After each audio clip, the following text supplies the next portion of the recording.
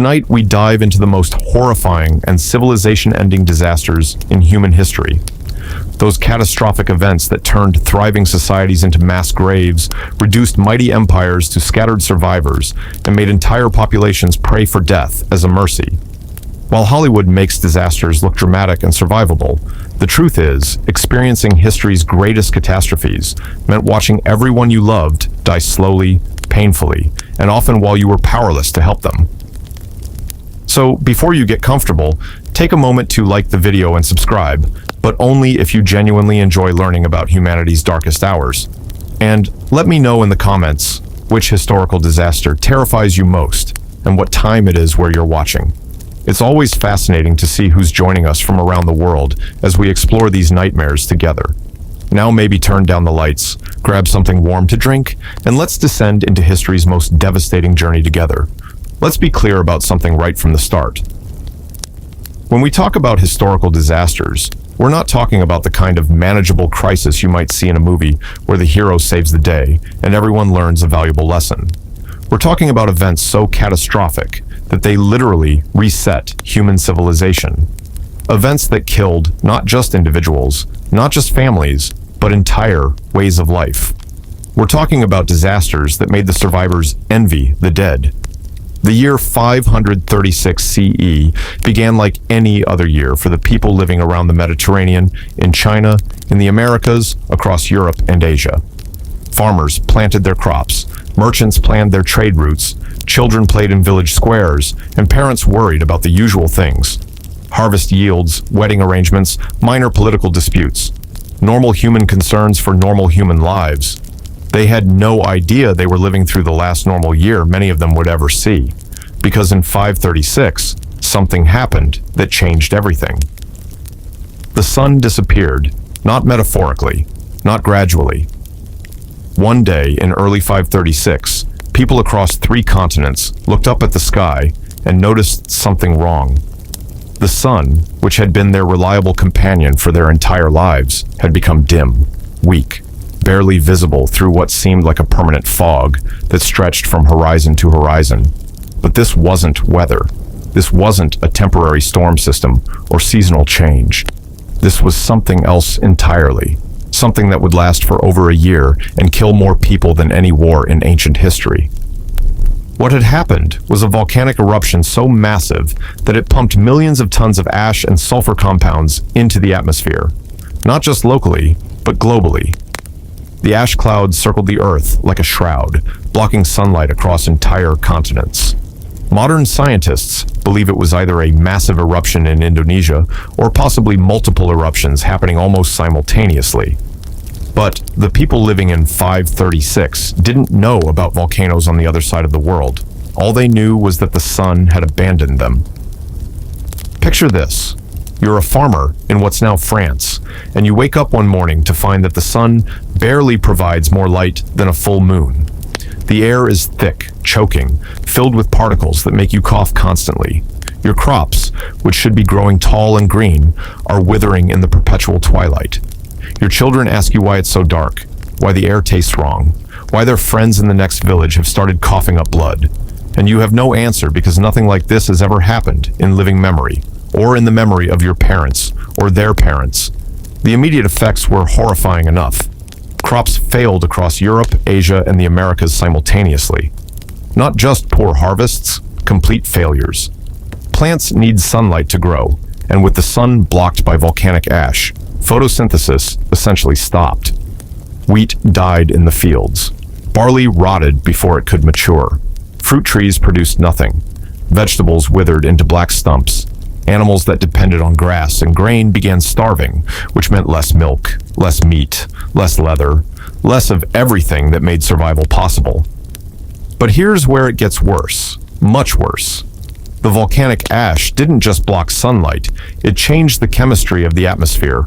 Sulfur compounds in the ash created acid rain that fell across vast regions, poisoning water supplies and making the remaining soil toxic to plant life. Rivers and streams that people had depended on for drinking water became undrinkable. Wells that had provided clean water for generations suddenly produced liquid that burned the throat and caused violent stomach cramps. Within months, famine had spread across the known world. But this wasn't the kind of famine where some people go hungry while others tighten their belts. This was universal starvation, the kind where parents had to choose which children to feed and which to let die, where communities drew lots to determine who would be eaten first when the last stored grain ran out, where people fought wars over moldy bread and killed their neighbors for a handful of spoiled grain. The Byzantine historian Procopius wrote about 536, and his accounts read like descriptions of hell on earth. People were eating grass, bark, anything they could find that might provide nutrition. Parents abandoned their children because they couldn't feed them. Children watched their parents waste away to skeletons. Entire villages simply emptied as people wandered in search of food that didn't exist anywhere. But the famine was just the beginning. Weakened by starvation, with immune systems compromised by malnutrition, people became vulnerable to diseases that would normally be manageable. And as if the world hadn't suffered enough, the plague arrived. The Justinian plague, named after the Byzantine Emperor Justinian I, who ruled during this catastrophe, was one of the deadliest pandemic diseases in human history. It was bubonic plague, the same disease that would later cause the Black Death, but this outbreak was made infinitely worse by the fact that people were already dying of starvation. Imagine being so hungry that you can barely stand, so weak that climbing a flight of stairs leaves you gasping for breath, and then contracting a disease that causes massive, painful swellings in your lymph nodes, high fever, and delirium. The plague spread along trade routes, but in 536, those trade routes were clogged with refugees fleeing the famine. Desperate people carrying disease from city to city, looking for food that wasn't there, spreading infection to populations that were already on the brink of death. Cities that had survived the initial crop failures became charnel houses as the plague swept through them. Constantinople, the greatest city in the world at the time, lost an estimated 40% of its population. That's not 40% over several years. That's 40% dead within months. Bodies piled up faster than they could be buried. The city ran out of graveyards, then ran out of people strong enough to dig graves. Eventually, they just started throwing corpses into the sea or leaving them to rot in abandoned buildings. But here's what makes this even more horrifying. This wasn't happening in just one place. This was happening everywhere, simultaneously. While Constantinople was burying 40% of its population, similar death rates were occurring in Alexandria, in Rome, in the cities of China, in settlements across North and South America. The volcanic winter had created a global catastrophe that killed an estimated 25 million people worldwide. In an era when the total world population was perhaps 200 million, that means 1 in 8 humans died in the space of a few years. And for the survivors, life became an endless nightmare of scarcity and terror. Social structures collapsed because there weren't enough people left to maintain them. Governments fell because tax bases evaporated along with the taxpayers. Trade networks disintegrated because there was nothing to trade and no one to trade with. Technology was lost because the craftsmen who possessed knowledge died without passing it on. Let's talk about what it meant to be a survivor in this world. You wake up every day not knowing if you'll find anything to eat. The grain stores are empty, the animals are dead, and the few remaining food sources are controlled by whoever has the most armed men. You're competing for survival not just with your neighbors, but with desperate people who have traveled hundreds of miles searching for anything edible. Your house is cold because forests died along with crops, leaving no wood for heating. Your clothes are falling apart because there's no cloth being produced and no animals to provide leather or wool. Your tools break and can't be replaced because the metal workers died of plague and starvation. Every aspect of civilization that you took for granted has simply stopped working. And the psychological toll was devastating. Imagine watching your children grow thinner every day, knowing you can't feed them. Imagine burying your parents, your siblings, your friends, one after another, until you're one of the few people left in what used to be a thriving community. Imagine the constant fear that every cough might be the beginning of plague, every headache might be the start of your own death. Many survivors developed what we would now recognize as severe psychological trauma.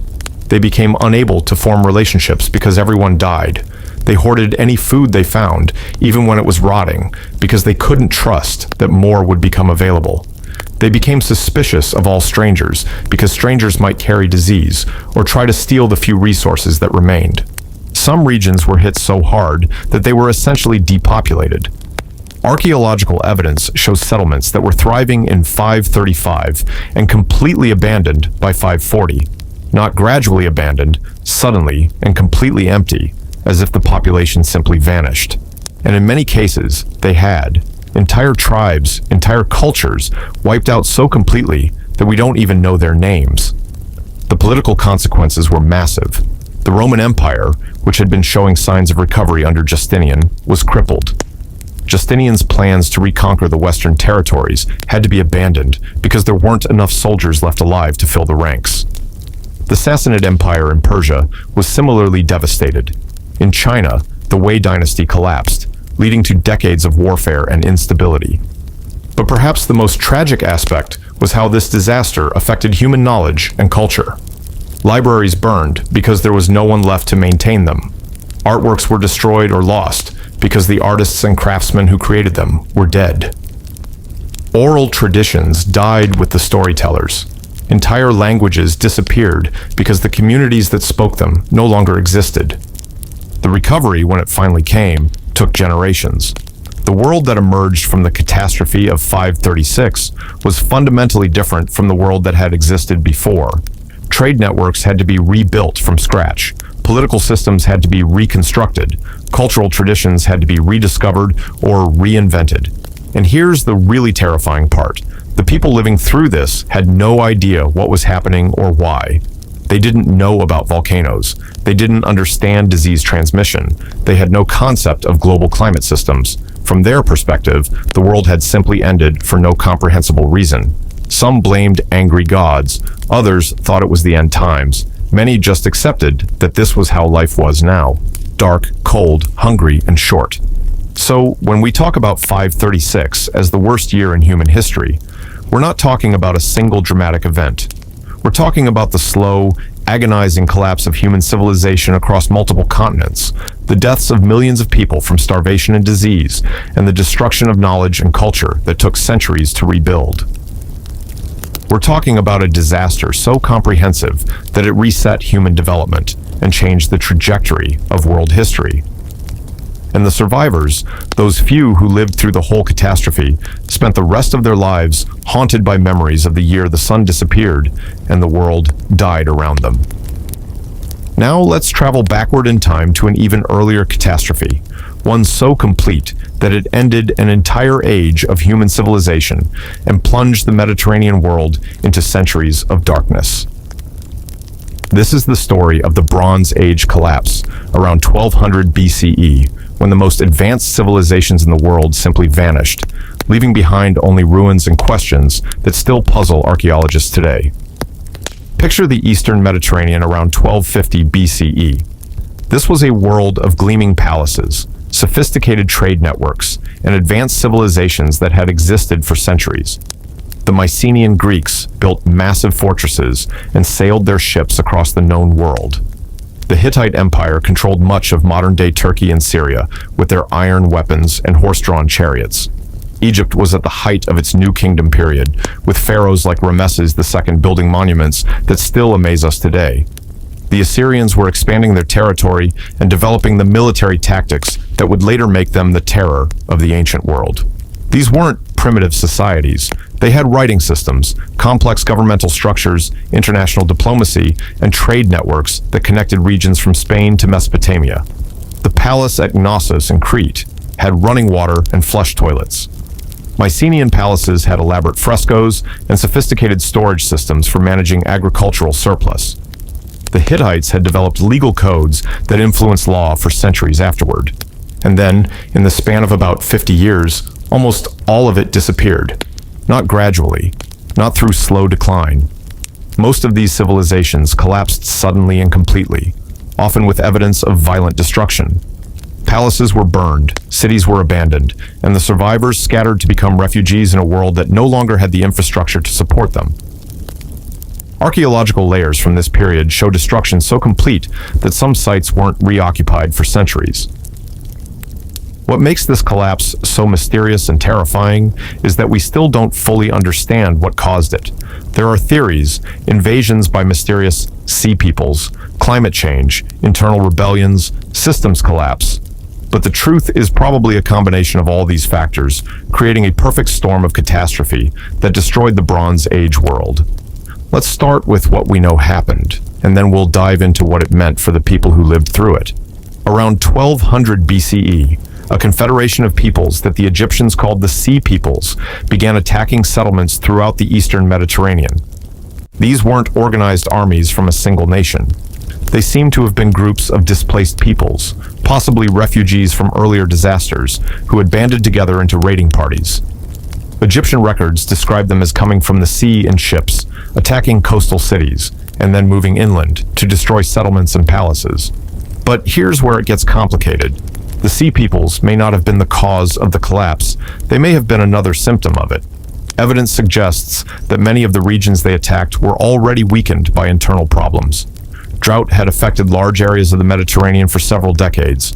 Harvests were failing, trade routes were being disrupted, political systems were under strain.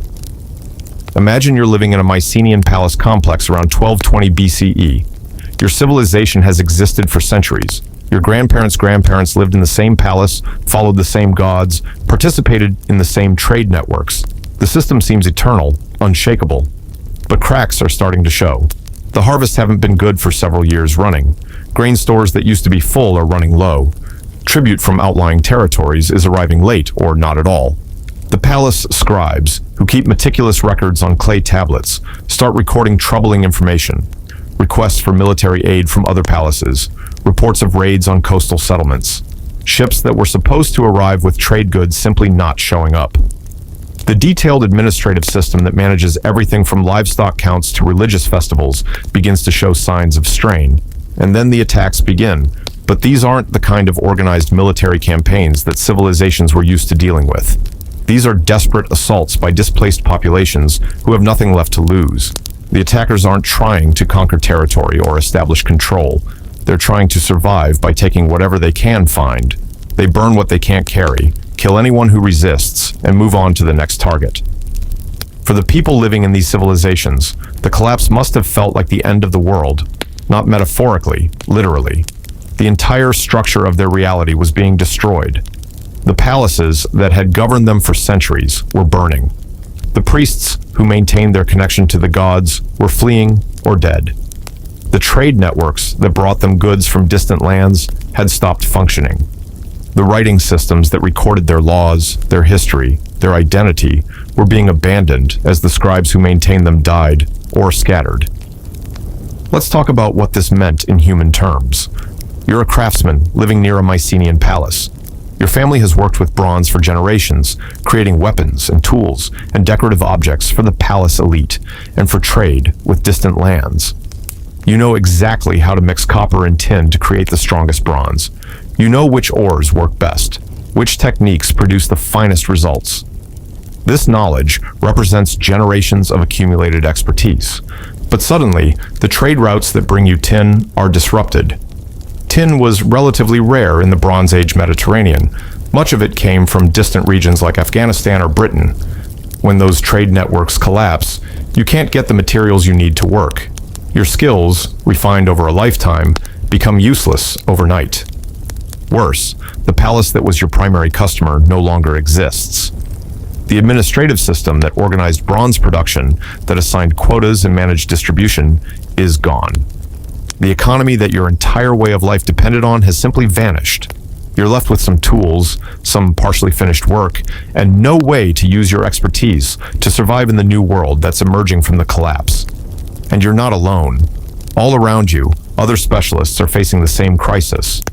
The potters, who made the elaborate decorated vessels for palace ceremonies, find that no one needs ceremonial pottery anymore. Survival is more important than ritual. The scribes who maintained the complex records of palace administration discover that Linear B, the writing system they spent years learning, is becoming useless because there's no administrative system left to record. The collapse wasn't just economic, it was cultural and social. Religious systems that had provided meaning and structure for centuries were disrupted. The great religious festivals that brought communities together required resources and organization that no longer existed. Temples were abandoned or destroyed. Priests died or fled. The gods themselves seem to have abandoned their people.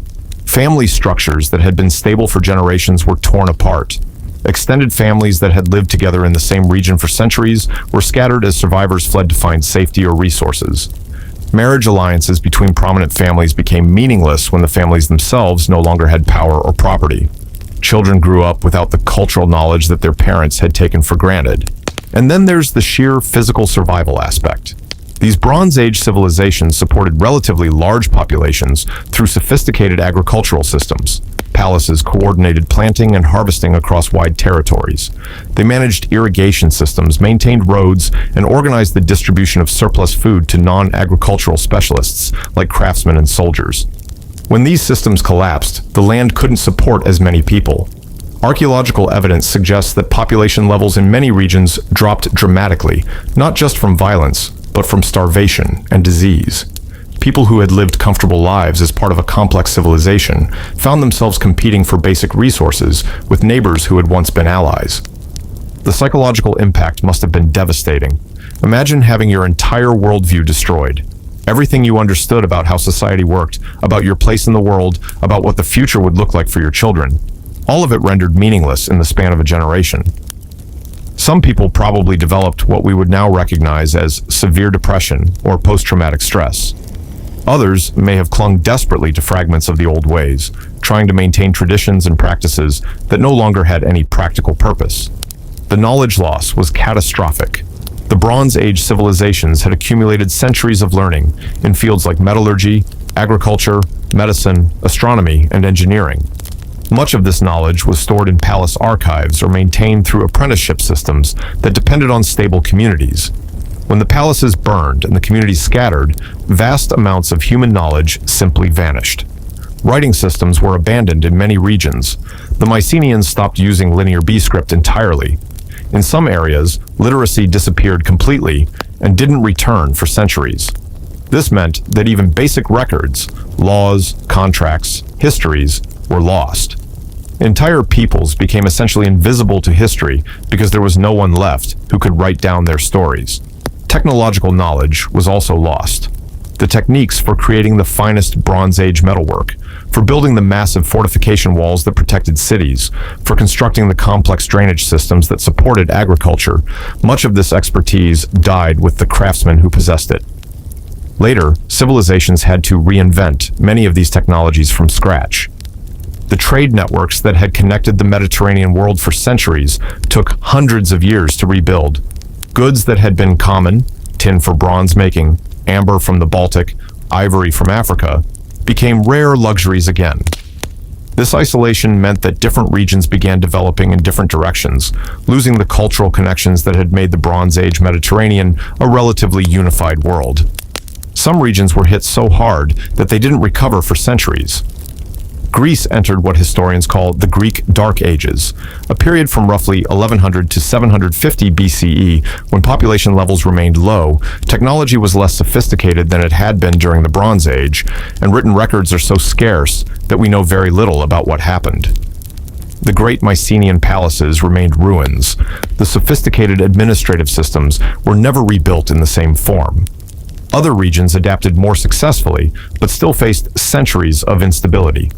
The Assyrians eventually emerged as a major power, but they built their empire on military conquest rather than the complex trade relationships that had characterized Bronze Age diplomacy. Egypt survived the collapse but was weakened and faced centuries of foreign invasions and internal instability. The survivors of the Bronze Age collapse found themselves living in a fundamentally different world.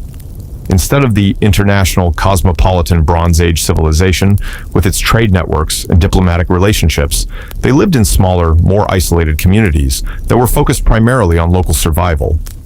Instead of specialized craftsmen supported by palace economies, most people had to become generalists, capable of meeting their own basic needs. And perhaps most tragically, many of the survivors probably didn't even understand what they had lost. Children who grew up after the collapse would have heard stories about the great palaces and the sophisticated civilizations of their grandparents' time, but these stories would have seemed like myths, like tales of a golden age that had never really existed. The idea that humans had once built flush toilets and maintained international trade networks and recorded their laws in writing would have seemed as fantastical as stories about gods and heroes. The Bronze Age collapse represents one of the most complete civilizational failures in human history. It wasn't just the fall of individual kingdoms or empires, it was the collapse of an entire way of life, an entire approach to organizing human society.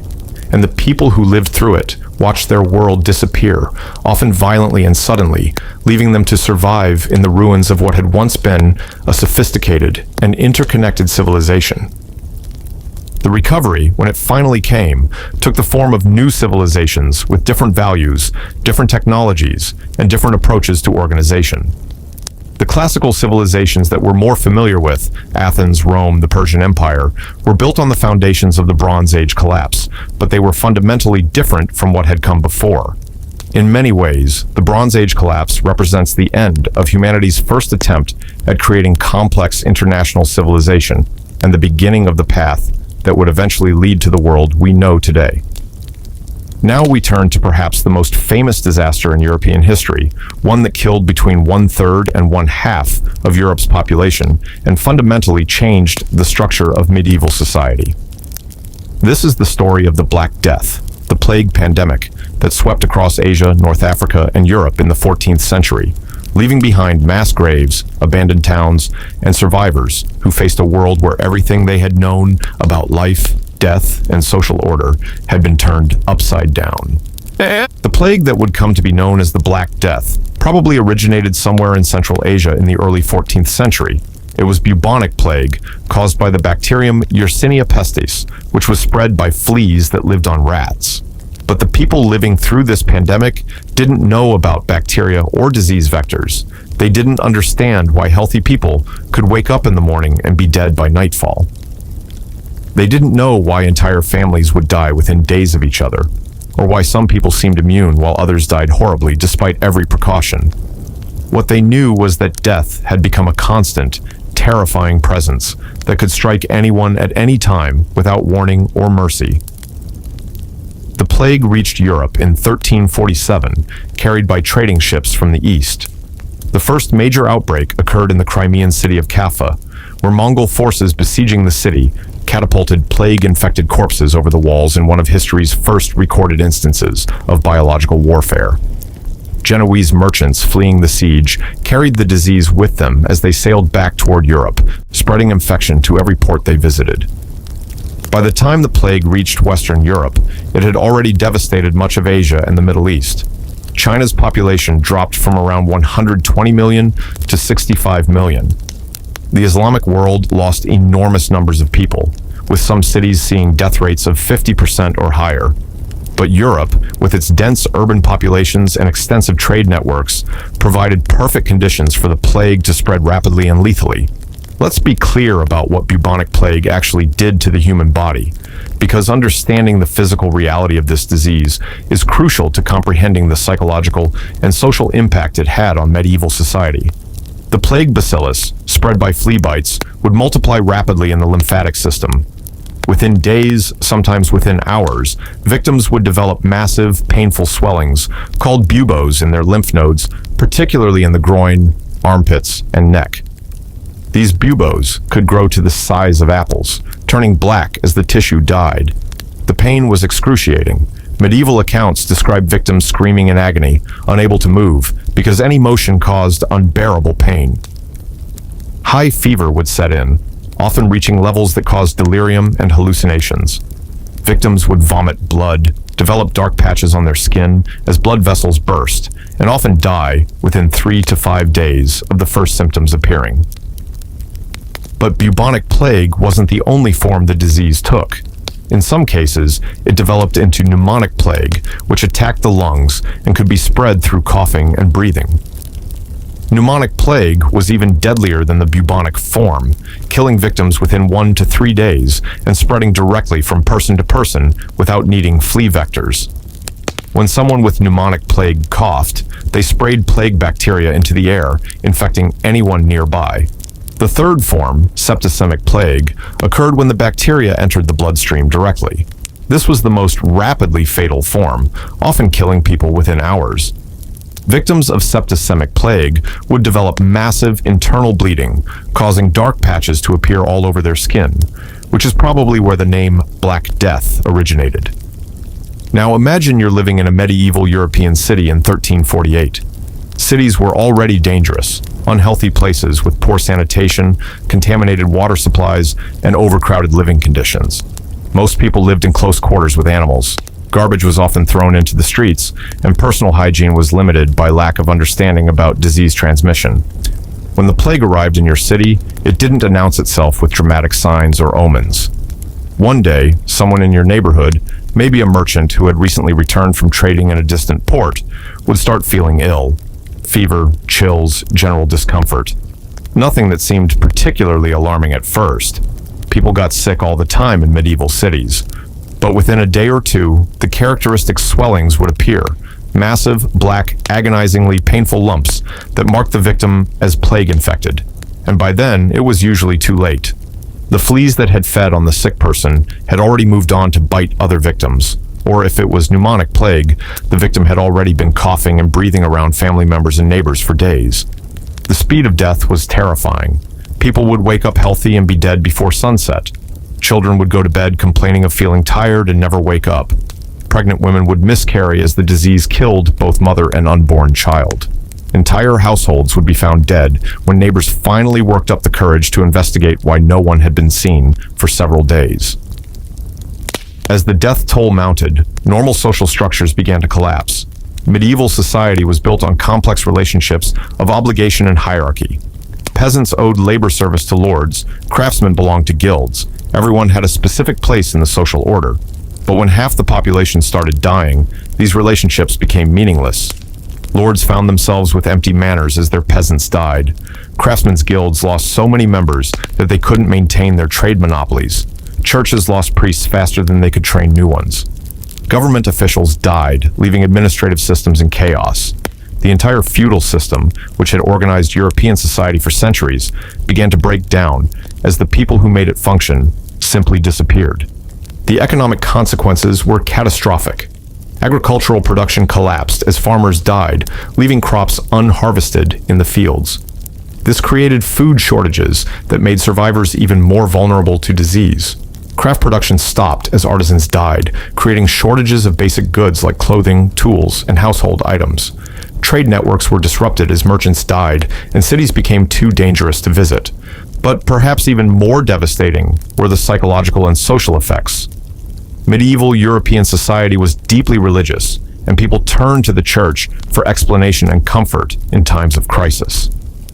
But the plague seemed to strike randomly, killing the devout and the sinful with equal efficiency.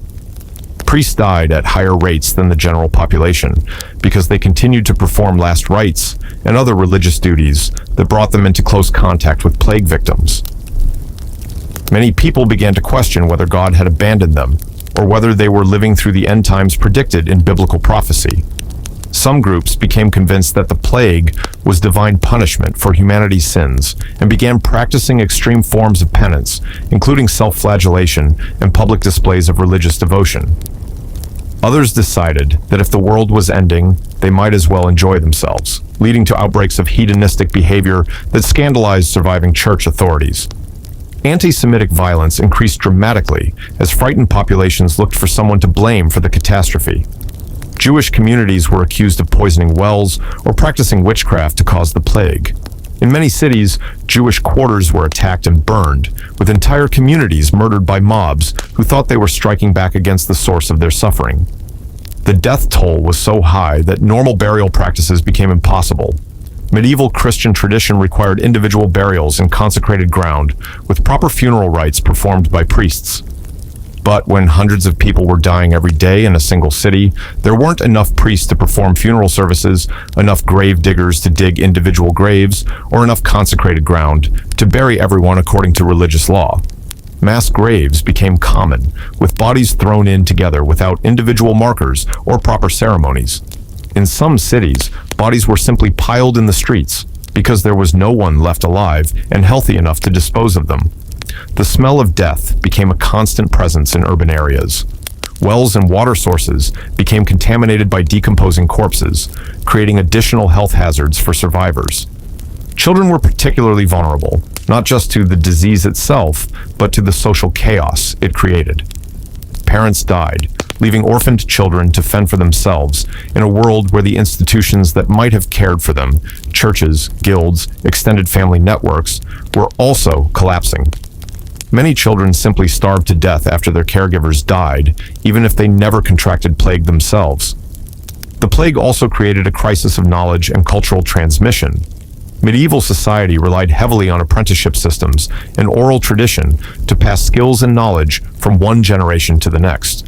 When master craftsmen died before they could train apprentices, or when entire families died without passing on their accumulated wisdom, valuable knowledge was lost forever. Entire villages and towns were abandoned as their populations died or fled. Some of these ghost settlements remained empty for decades or centuries, slowly being reclaimed by forests and wildlife. Archaeological excavations of plague-era sites often reveal evidence of sudden abandonment. Meals left half-prepared on tables, tools dropped where they were being used, buildings left to collapse because there was no one left to maintain them. The survivors who remained faced a completely transformed world. Labor became scarce and valuable, giving surviving peasants and workers more bargaining power than they had ever possessed. The rigid social hierarchies of feudalism began to break down as desperate lords offered better terms to attract workers to their devastated estates. Wages increased dramatically in many regions as employers competed for scarce labor. But this social transformation came at an enormous cost. Survivors lived with constant trauma and loss. Most people had lost immediate family members, friends, and entire social networks. The communities they had grown up in were gone, either depopulated or completely abandoned. The economic systems they had depended on for survival had collapsed or been fundamentally altered. Many survivors developed what we would now recognize as severe psychological trauma. They had watched helplessly as loved ones died agonizing deaths. They had lived for months or years in constant fear of infection.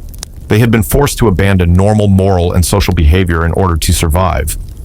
Some became obsessed with death, spending their remaining years building elaborate tombs or creating artistic works focused on mortality and decay. Others reacted by becoming more reckless or hedonistic, reasoning that life was too short and unpredictable to waste on careful planning or moral restraint.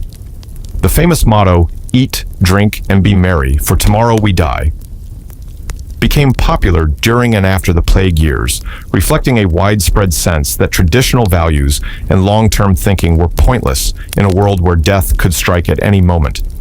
The plague fundamentally changed European attitudes toward authority and tradition.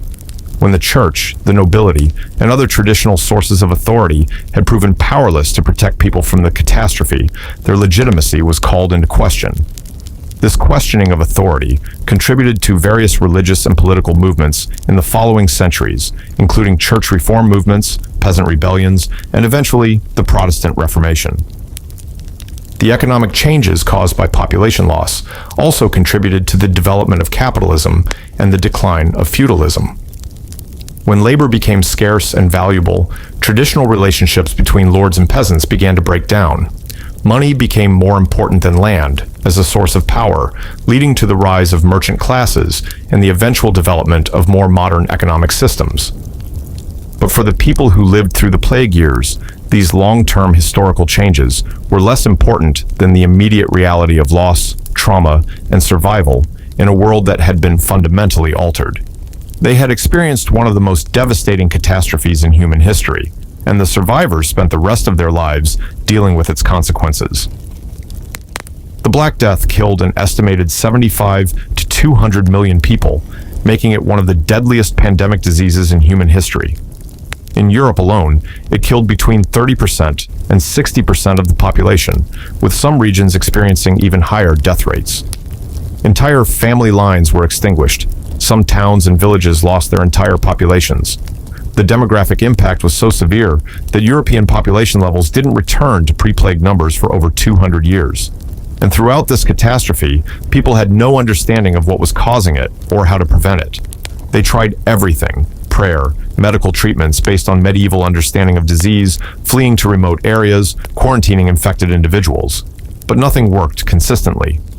The randomness and apparent inevitability of death created a sense of helplessness and terror that pervaded European society for generations.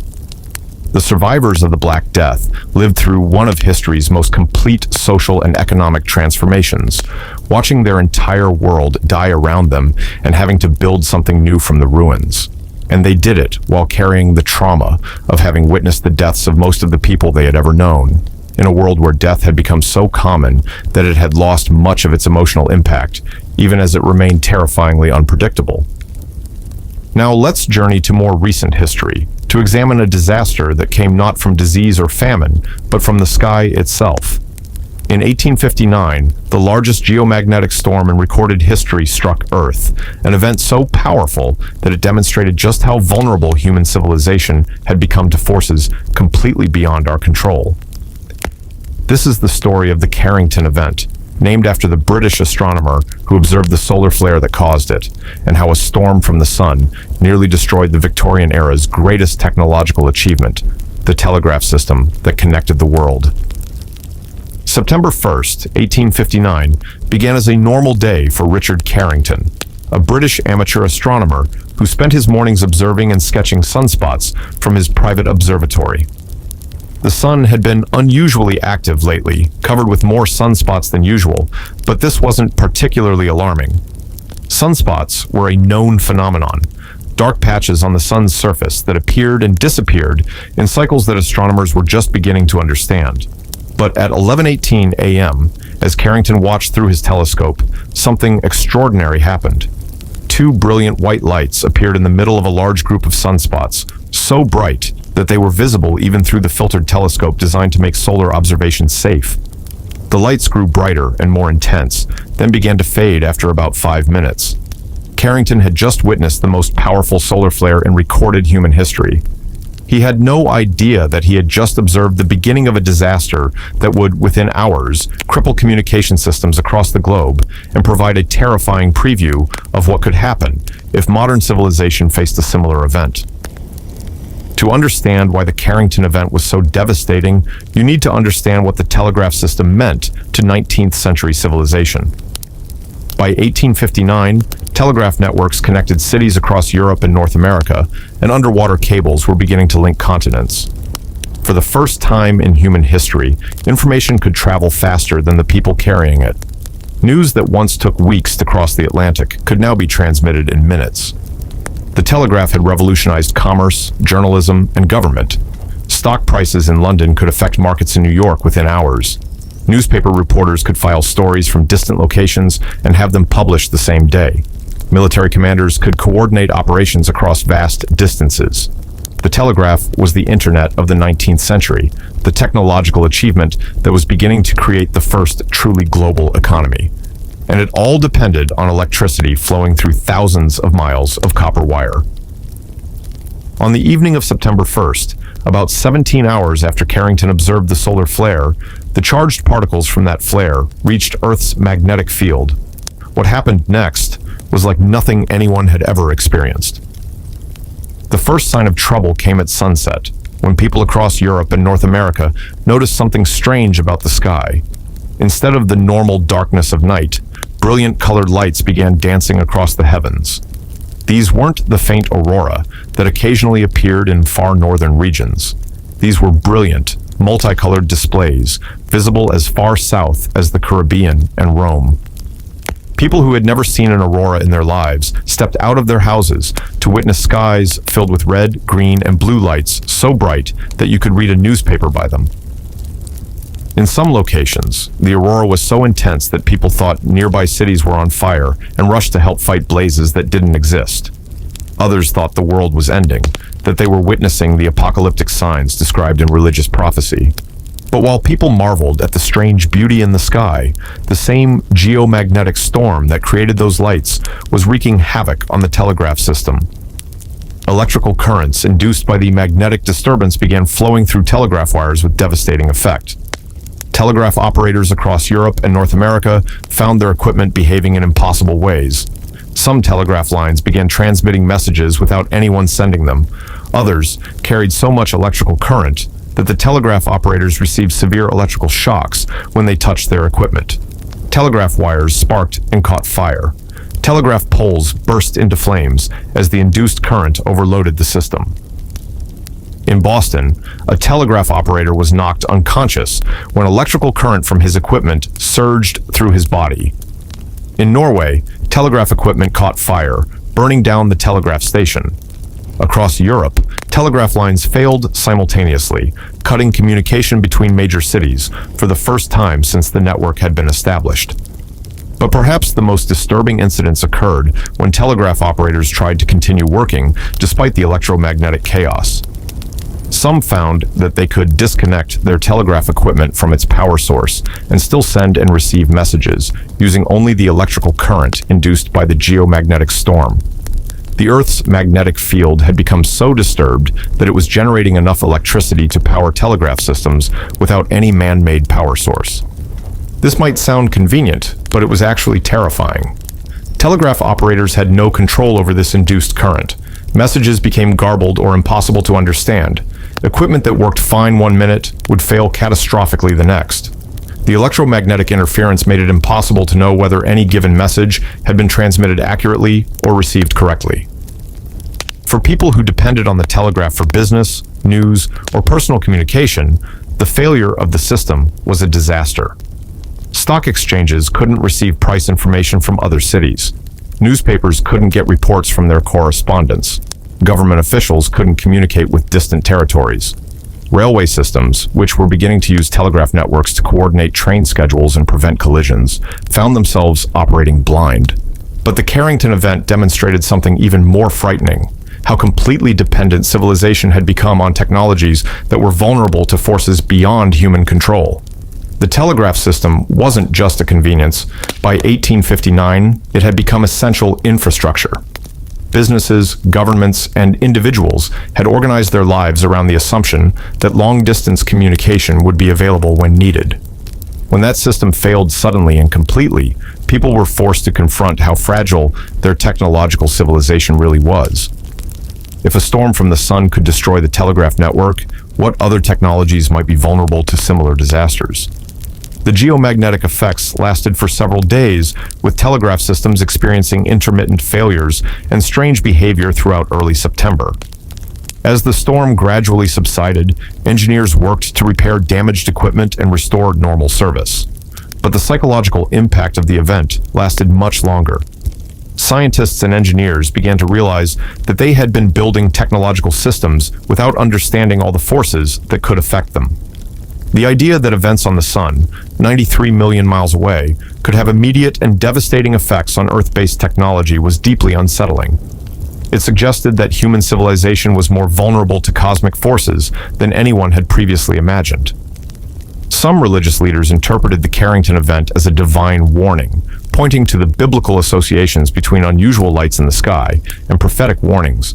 The fact that the aurora appeared as far south as tropical regions was seen as particularly significant, since biblical prophecy often mentioned signs appearing in unexpected places. But perhaps the most troubling aspect of the Carrington event was how little warning it provided. Richard Carrington observed the solar flare at 11:18 a.m., and the geomagnetic effects began at sunset the same day. In a pre-industrial society, 17 hours might have been enough time to prepare for some kinds of disasters. But in a world dependent on electrical technology, 17 hours was nowhere near enough time to protect vulnerable systems.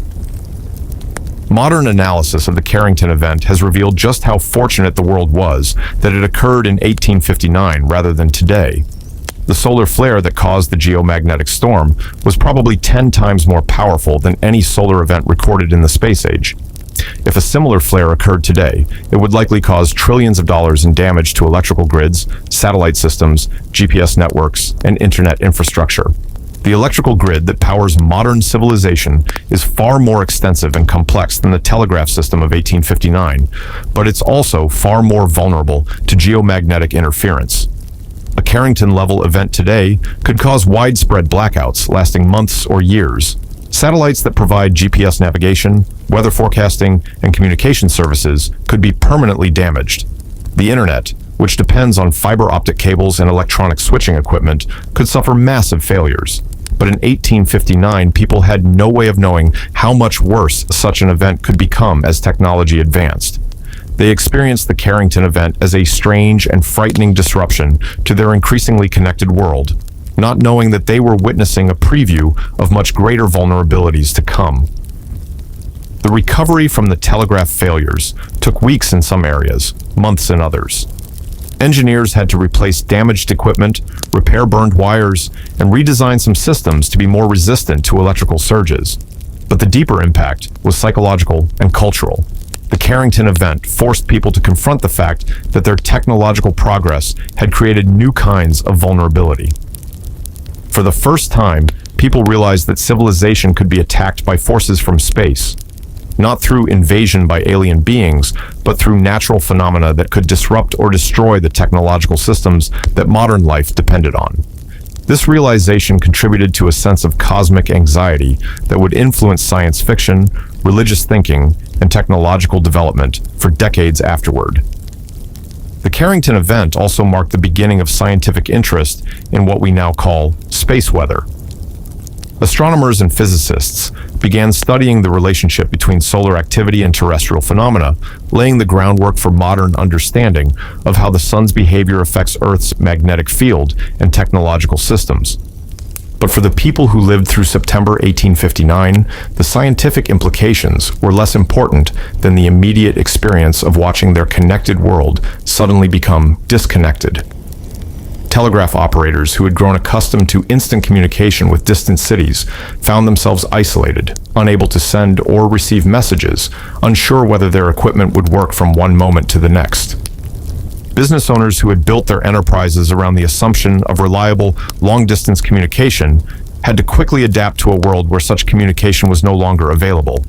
Newspaper editors who had grown used to receiving reports from correspondents across the continent suddenly found themselves dependent again on much slower forms of information transmission. The social and economic disruption was significant, but it was also temporary. Within weeks, most telegraph systems were repaired and functioning normally. But the memory of those days when the sky blazed with unnatural light and the most advanced technology of the age simply stopped working remained vivid for people who had lived through it. They had experienced a preview of how vulnerable technological civilization could be to forces completely beyond human control. And while the Carrington event was ultimately a brief disruption, rather than a permanent catastrophe, it demonstrated that progress and connectivity came with new kinds of risks that previous generations had never had to consider. The people who witnessed the Carrington event lived through the realization that the more complex and interconnected their civilization became, the more ways it could be disrupted by events that had nothing to do with human conflict or natural disasters as traditionally understood. They had seen the sky catch fire and watched their most sophisticated technology fail simultaneously, and they understood, perhaps for the first time, that human civilization existed at the mercy of forces from the cosmos itself. Now we travel much further back in human history, to a catastrophe so ancient and so devastating that it nearly ended our species before civilization had even begun. This is the story of the Toba supervolcanic eruption, which occurred approximately 74,000 years ago in what is now Indonesia, and how it brought humanity to the very brink of extinction, reducing our entire species to perhaps as few as 3,000 to 10,000 individuals worldwide. To understand the magnitude of this disaster, you need to imagine a volcanic eruption unlike anything in recorded human history. The largest volcanic eruption witnessed by modern humans was Mount Tambora in 1815, which caused global climate disruption and the year without a summer that led to crop failures and famine across the northern hemisphere. The Toba eruption was approximately 5,000 times more powerful than Tambora.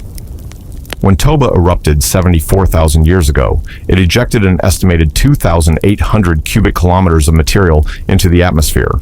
To put this in perspective, that's enough volcanic material to bury the entire state of California under 3 feet of ash and debris. The eruption column reached heights of 50 to 80 kilometers into the atmosphere, far beyond the normal limits of the atmosphere where weather occurs, injecting massive amounts of ash and sulfur compounds directly into the stratosphere where they could circulate globally and persist for years. But the human species in 74,000 BCE was nothing like modern humanity. There were no cities, no agriculture, no written language, no complex technology. Early humans lived as hunter-gatherers in small bands scattered across Africa and parts of Asia. The total human population was probably somewhere between 100,000 and 1 million individuals worldwide. These people had stone tools, fire, and sophisticated hunting techniques, but they were completely dependent on natural ecosystems for survival. They had no way of storing large quantities of food for emergencies, no global trade networks to obtain resources from distant regions, no scientific understanding that might help them predict or prepare for environmental disasters. When their local environment failed to provide food, they had to find new territory or die. And Toba was about to make vast regions of the world uninhabitable for years. The immediate effects of the eruption would have been catastrophic for any humans living in Southeast Asia. The volcanic explosion itself probably killed every human within hundreds of kilometers instantly. Pyroclastic flows, superheated clouds of gas, ash, and rock moving at hundreds of kilometers per hour swept across the landscape, incinerating everything they encountered. The ashfall in the immediate vicinity was measured in meters, burying entire forests and making the region uninhabitable for decades. But the real catastrophe came from the global climate effects. The massive amount of ash and sulfur dioxide injected into the stratosphere began circulating around the Earth, blocking sunlight and reflecting solar radiation back into space. Global temperatures dropped by an estimated 3 to 5 degrees Celsius, triggering what scientists call a volcanic winter that lasted for years. This might not sound like much, but a global temperature drop of even a few degrees can devastate ecosystems. Plants that are adapted to specific temperature ranges begin dying when conditions fall outside their tolerance limits. Animals that depend on those plants for food face starvation.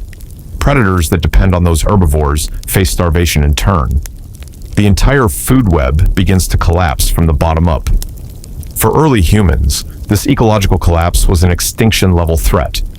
Hunter-gatherer societies depend on detailed knowledge of local ecosystems, knowing which plants are edible and when they fruit, understanding animal migration patterns and breeding cycles, being able to predict seasonal changes that affect resource availability. When ecosystems collapse, this knowledge becomes useless overnight. Imagine you're part of a small human band living in Africa 74,000 years ago. Your group consists of maybe 20 to 30 individuals, men, women, children, elderly people. You know every water source within a day's walk, every fruit tree, every animal trail. Your survival depends on this intimate knowledge of your territory, accumulated over generations and passed down through oral tradition. But now the sky has turned dark with volcanic ash, even though the eruption occurred thousands of kilometers away in a place you don't even know exists. The sun barely penetrates the ash cloud, providing little warmth and making it difficult to see. The temperature has dropped dramatically, killing the fruit trees you depend on for food during certain seasons. The animals you hunt have died or migrated to regions you can't reach. The plants you gather for medicine and food have withered and died. Your stored knowledge of how to survive in this environment has become useless because the environment itself has fundamentally changed. The skills that kept your people alive for thousands of years no longer work. Children are dying of starvation and cold. Adults are becoming weak and sick from malnutrition. The elderly, who possess the most detailed knowledge of survival techniques, are the most vulnerable to the harsh new conditions. And this isn't a temporary crisis that you can wait out. The volcanic winter lasts for years. Even after the immediate climate effects begin to subside, ecosystems take decades to recover.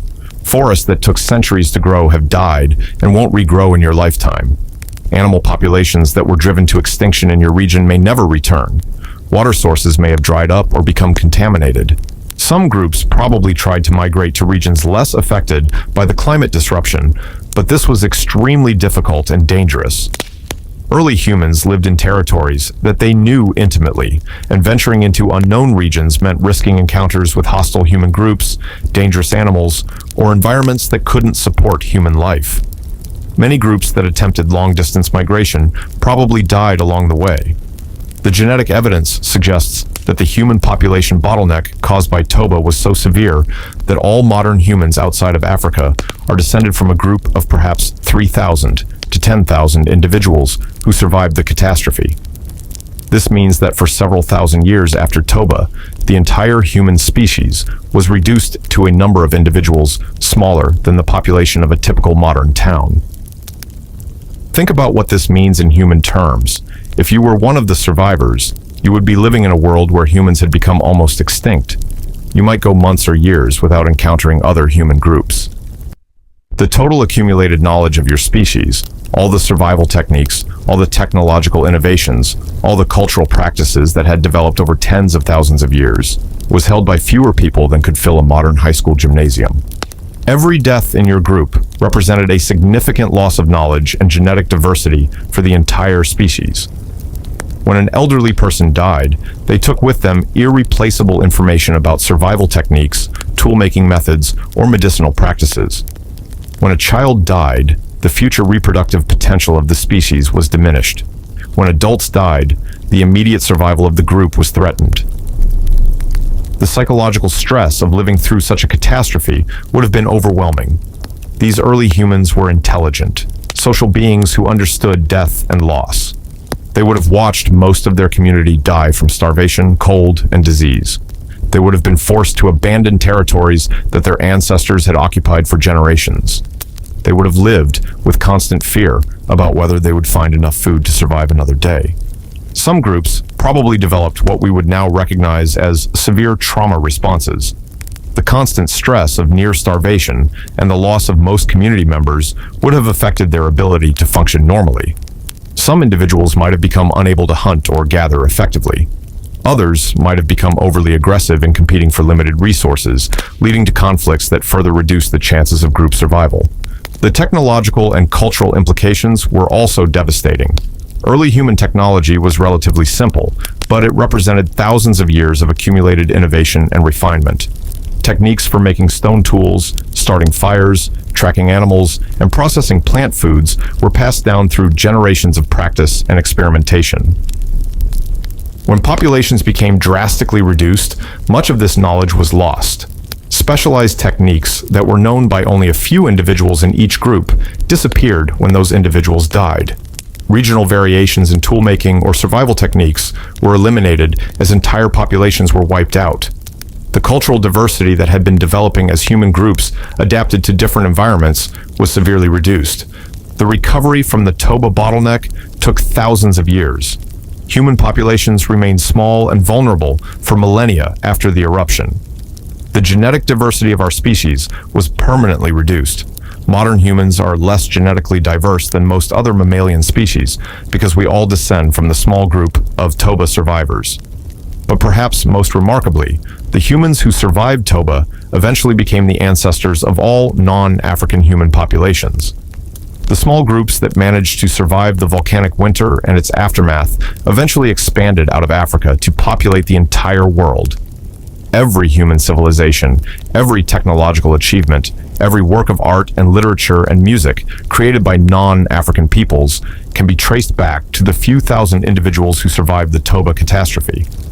This means that if the Toba eruption had been slightly more powerful, or if the volcanic winter had lasted slightly longer, or if just a few more of the surviving human groups had died out, our species might have become extinct 74,000 years ago. There would have been no agriculture, no cities, no art, no science, no literature. The entire human experiment would have ended before it really began. The survivors of Toba lived through the closest humanity has ever come to complete extinction. They watched their world die around them, saw their communities collapse, and somehow managed to keep going long enough for conditions to improve and populations to slowly recover.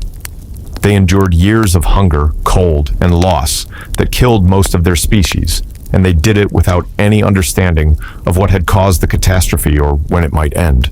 They lived through the ultimate disaster, one that almost ended human history before history had even begun. And somehow, against odds that seem almost impossible, they survived long enough to become our ancestors, carrying the human species through its darkest hour and into the future that would eventually lead to the world we know today. The Toba survivors experienced something that no other humans in history have had to face: the near extinction of their entire species. They lived in a world where humans had become so rare that encountering another human group was an extraordinary event. They carried the weight of knowing that the continuation of humanity depended on their survival, even though they probably didn't fully understand the global scope of the catastrophe they were living through.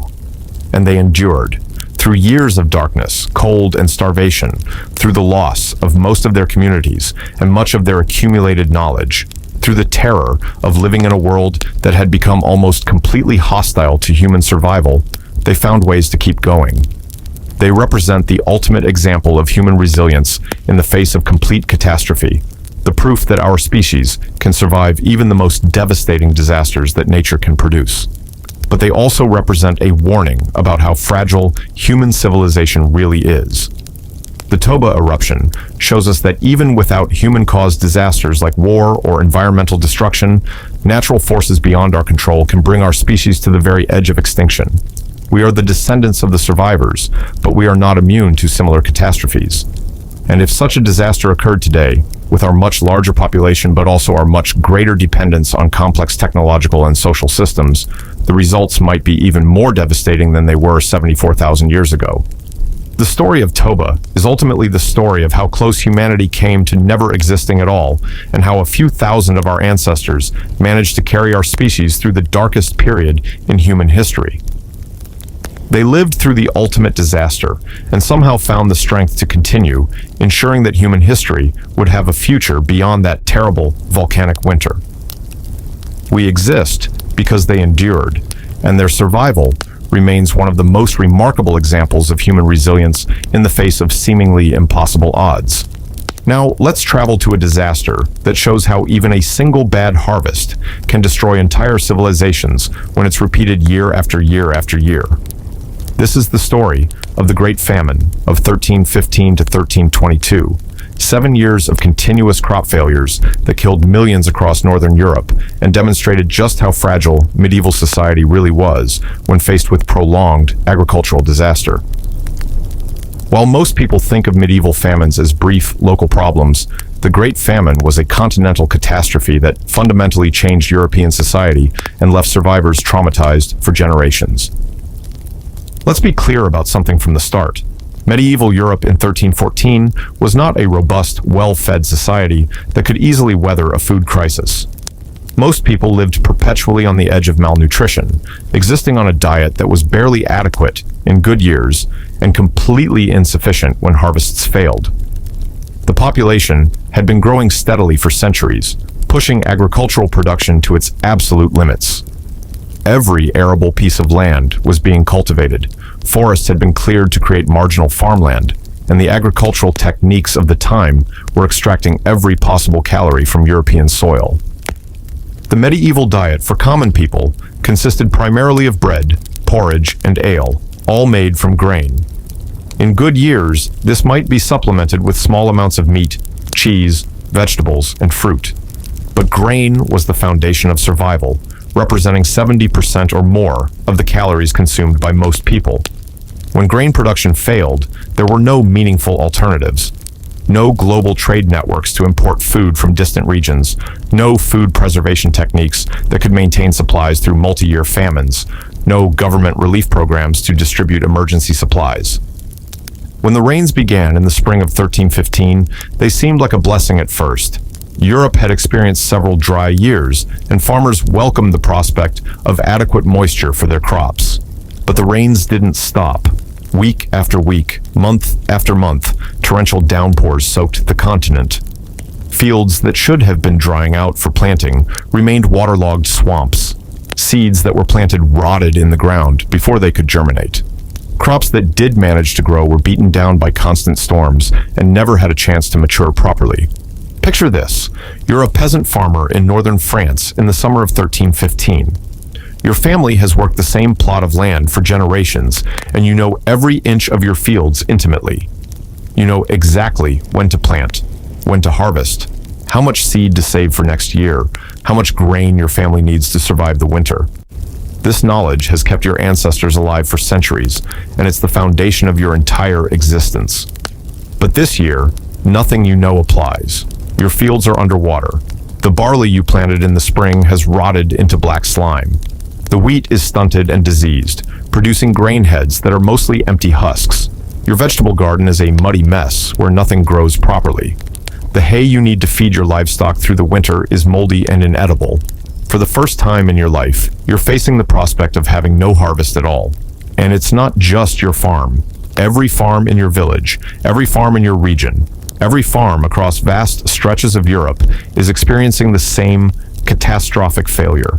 The local lords' estates are just as devastated as peasant holdings. The monasteries that usually provide charity during lean times have no surplus to share. The merchants who sometimes brought grain from distant regions have no grain to sell because the distant regions are suffering the same crop failures. By autumn of 1315, it was clear that this wasn't just a bad year. It was a catastrophic failure of the entire agricultural system. The harvest that should have provided food for the winter and seed for the next year's planting was virtually non-existent. Grain stores that communities depended on for emergency supplies were empty or nearly empty. Livestock that couldn't be fed through the winter had to be slaughtered, eliminating sources of milk, eggs, and future breeding animals. The first winter of the famine, 1315 to 1316, was when people began to understand the true scope of the disaster they were facing. Families that had never experienced serious hunger found themselves rationing tiny portions of bread made from sawdust, bark, and whatever grain they could find. Parents watched their children grow thin and weak. The elderly, who were always the most vulnerable to malnutrition, began dying in large numbers. But here's what made the Great Famine so devastating. It didn't end after 1 year. The weather patterns that caused the initial crop failure continued year after year. 1316 brought more excessive rain and crop failures. 1317 was even worse. By 1318, people were facing their fourth consecutive year of famine conditions, and European society was beginning to collapse under the strain. The human cost was horrific. Conservative estimates suggest that 10% of the population of Northern Europe died during the Great Famine, but in some regions, the death toll was much higher. In Ypres, one of the major cities of medieval Europe, the population dropped by 20% in just 2 years. In rural areas where people were completely dependent on local agriculture, entire villages were abandoned as their populations died or fled in search of food. And the deaths weren't quick or merciful. Starvation is a slow, agonizing process that destroys the body gradually over months. First, people lose weight and energy as their bodies begin consuming stored fat and muscle tissue. Then the immune system begins to fail, making victims vulnerable to diseases that would normally be survivable. Edema sets in, causing painful swelling as the body retains water. Eventually, vital organs begin to shut down, leading to death that can take weeks or months of suffering. Children were particularly vulnerable. Growing bodies need more calories relative to their size than adult bodies, and children have smaller reserves of fat and muscle to sustain them through periods of starvation. Pregnant women faced the additional burden of trying to nourish developing fetuses while their own bodies were consuming themselves to survive. Many pregnancies ended in miscarriage or stillbirth, and women who did give birth often couldn't produce milk to feed their infants. The social fabric of medieval Europe began unraveling under the stress of prolonged famine. Communities that had been stable for generations turned against each other as desperate people competed for scarce resources. Theft became commonplace as starving families stole grain, livestock, and stored food from their neighbors. Violence increased as traditional social controls broke down and people became willing to kill for food. Family relationships, which formed the foundation of medieval social organization, were destroyed by the desperate choices that famine forced on people. Parents had to decide which children to feed and which to let die. Husbands abandoned wives who couldn't contribute to the family's survival. Children left elderly parents to die when caring for them meant the entire family would starve. These weren't choices made by evil people. They were survival decisions made by ordinary families facing impossible circumstances. The psychological trauma was as devastating as the physical suffering. People who survived the Great Famine lived with the guilt of the choices they had made to stay alive. They had watched their children starve to death, abandoned family members who couldn't contribute to survival, stolen food from neighbors who were just as desperate as they were. The moral framework that had structured their lives was shattered by the necessities of extreme survival. Religious faith, which provided meaning and structure for medieval people, was severely tested by the prolonged suffering of the Great Famine. Churches preached that God would provide for the faithful, but the faithful were dying just as readily as sinners. Prayers for relief went unanswered year after year. Some people lost faith entirely, while others became convinced that the famine was divine punishment for humanity's sins. The economic consequences were catastrophic and long-lasting. The feudal system that organized medieval society was based on agricultural production and the relationships between lords who owned land and peasants who worked it. When agricultural production collapsed for years at a time, these relationships became meaningless. Lords couldn't collect rents from peasants who had no crops to sell. Peasants couldn't fulfill their labor obligations because they were too weak from malnutrition to work effectively. Markets that had developed to trade agricultural surplus disappeared because there was no surplus to trade. Craft production declined because craftsmen couldn't afford to buy food and had to spend their time searching for sustenance instead of practicing their trades. Monetary systems broke down as coins became less valuable than bread, and barter replaced cash transactions in many areas. The demographic impact changed the trajectory of European development for centuries. The population decline caused by the Great Famine meant that there was less pressure on agricultural resources when conditions improved. Labor became scarce and more valuable, giving surviving peasants more bargaining power with their lords. This contributed to the gradual breakdown of feudalism and the development of more modern economic relationships. But for the people living through the famine years, these long-term historical changes were irrelevant compared to the immediate reality of watching their world die around them. They experienced 7 years of continuous crisis that killed their families, destroyed their communities, and forced them to make choices that violated every moral principle they had been taught. And perhaps most cruelly, the Great Famine provided no dramatic resolution. It didn't end with a single good harvest that restored prosperity.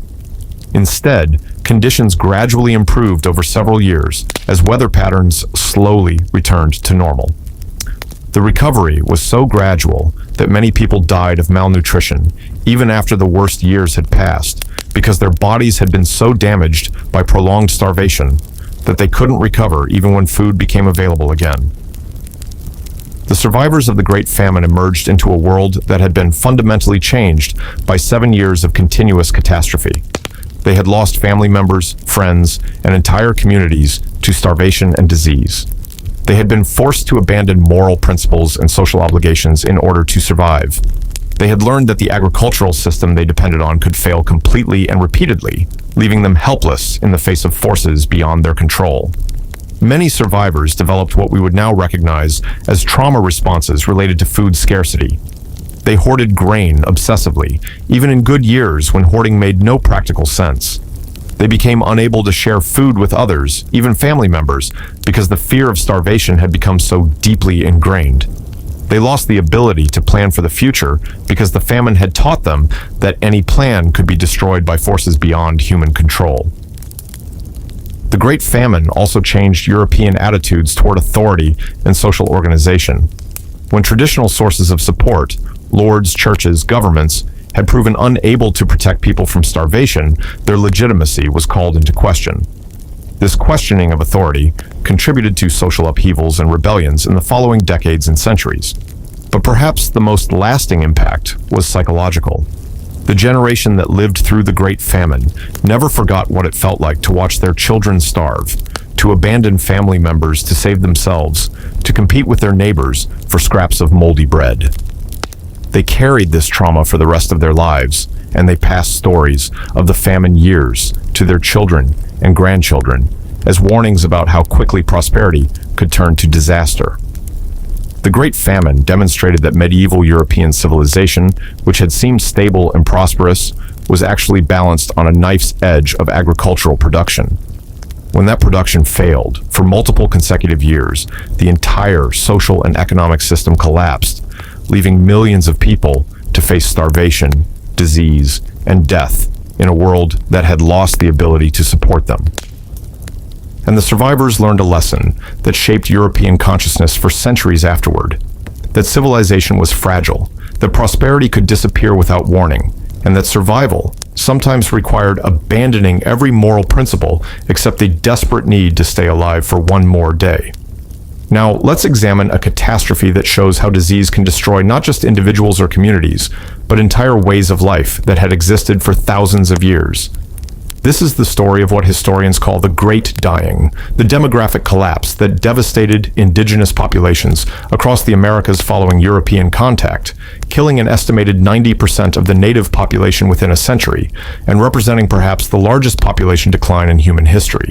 Let's be absolutely clear about what we're discussing here. This wasn't a single epidemic or a localized disaster.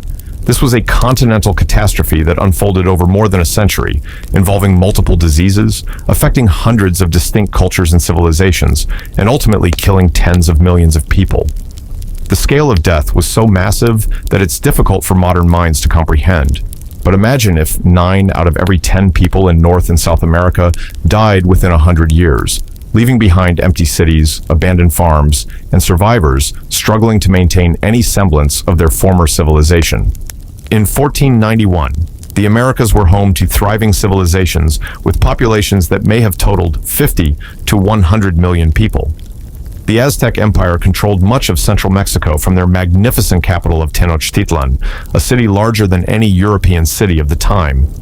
The Inca Empire stretched along the western coast of South America, connected by an extensive road system and sophisticated administrative apparatus. Hundreds of other societies, from the Pueblo communities of the Southwest to the mound-building cultures of the Mississippi Valley, had developed complex social, economic, and political systems adapted to their local environments. These weren't primitive societies struggling at subsistence levels. Many American civilizations had sophisticated agriculture that supported dense populations, monumental architecture that required complex engineering knowledge, and trade networks that connected regions thousands of miles apart. The Aztecs had developed a calendar more accurate than the European calendar of the time. The Incas had created administrative systems that managed resources across diverse ecological zones, stretching from tropical lowlands to high mountain plateaus. Many North American societies had developed sustainable agricultural techniques that supported stable populations for centuries. But all of these civilizations shared one crucial vulnerability. They had been isolated from the disease environment of the Old World for thousands of years. When humans first migrated to the Americas, perhaps 15,000 years ago, they left behind the diseases that had evolved alongside human populations in Africa, Asia, and Europe. Diseases like smallpox, measles, typhus, bubonic plague, and influenza had never existed in the Americas, which meant that American populations had no biological resistance to them. In the Old World, these diseases had been killing people for millennia, but they had also been creating selective pressure that favored individuals with genetic resistance. By 1500, European populations had developed some level of immunity to many of these diseases through generations of exposure. Children still died from measles and smallpox, but many adults survived infection and gained lifelong immunity.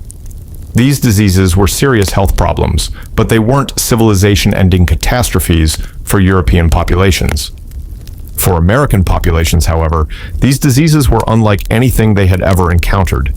When European explorers, conquistadors, colonists, and missionaries arrived in the Americas, they brought with them a collection of pathogens that were absolutely lethal to people with no previous exposure.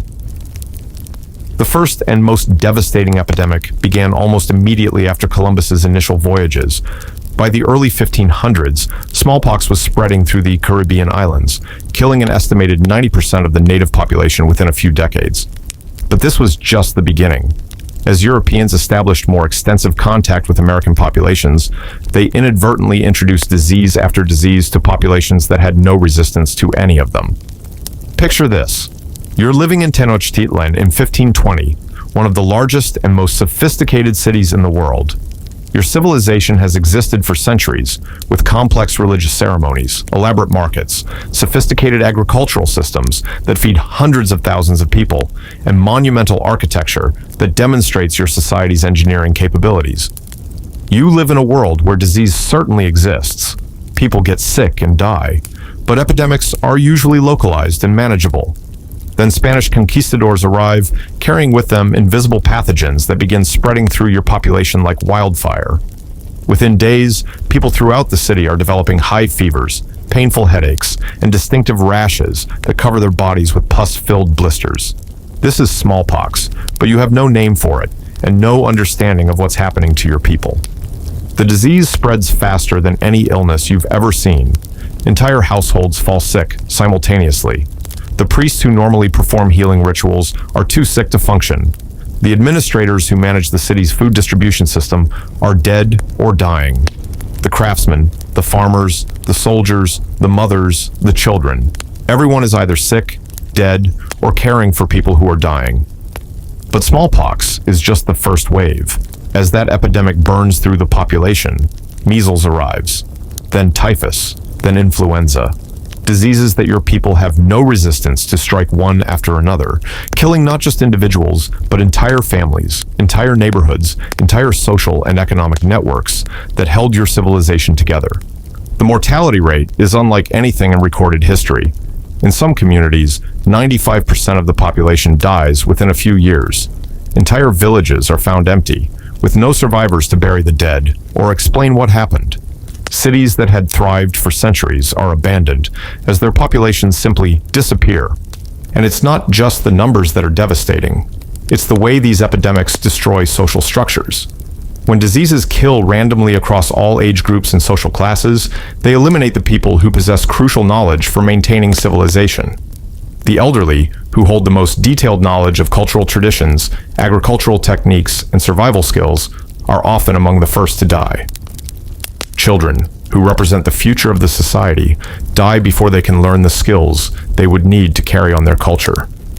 But perhaps most devastating is the death of adults in their prime working years, the people who actually run society on a day-to-day basis.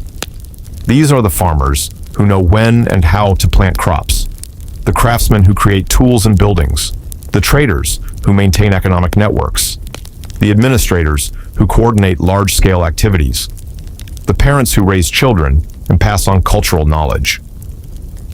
When these people die en masse, the knowledge and skills that maintain civilization die with them. Complex agricultural systems are abandoned because no one remembers how to manage them. Trade networks collapse because there aren't enough people to maintain them.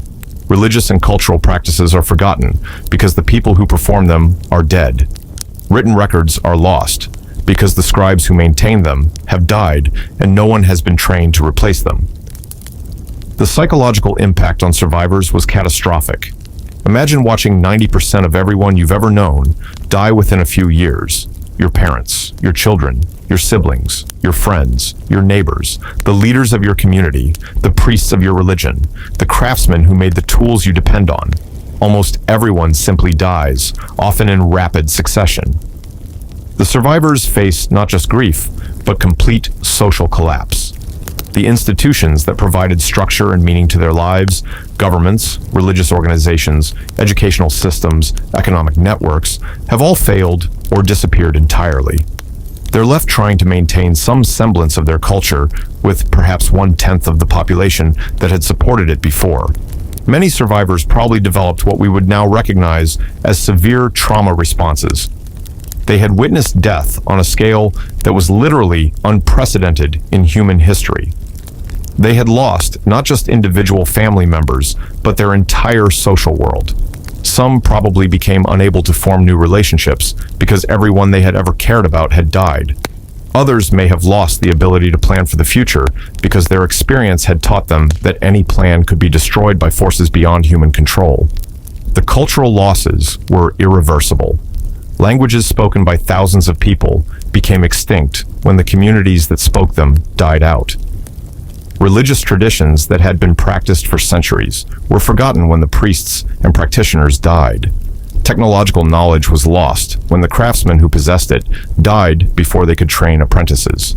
Entire ways of life that had developed over millennia simply vanished. Some societies tried desperately to maintain their cultural practices with drastically reduced populations, but this was often impossible.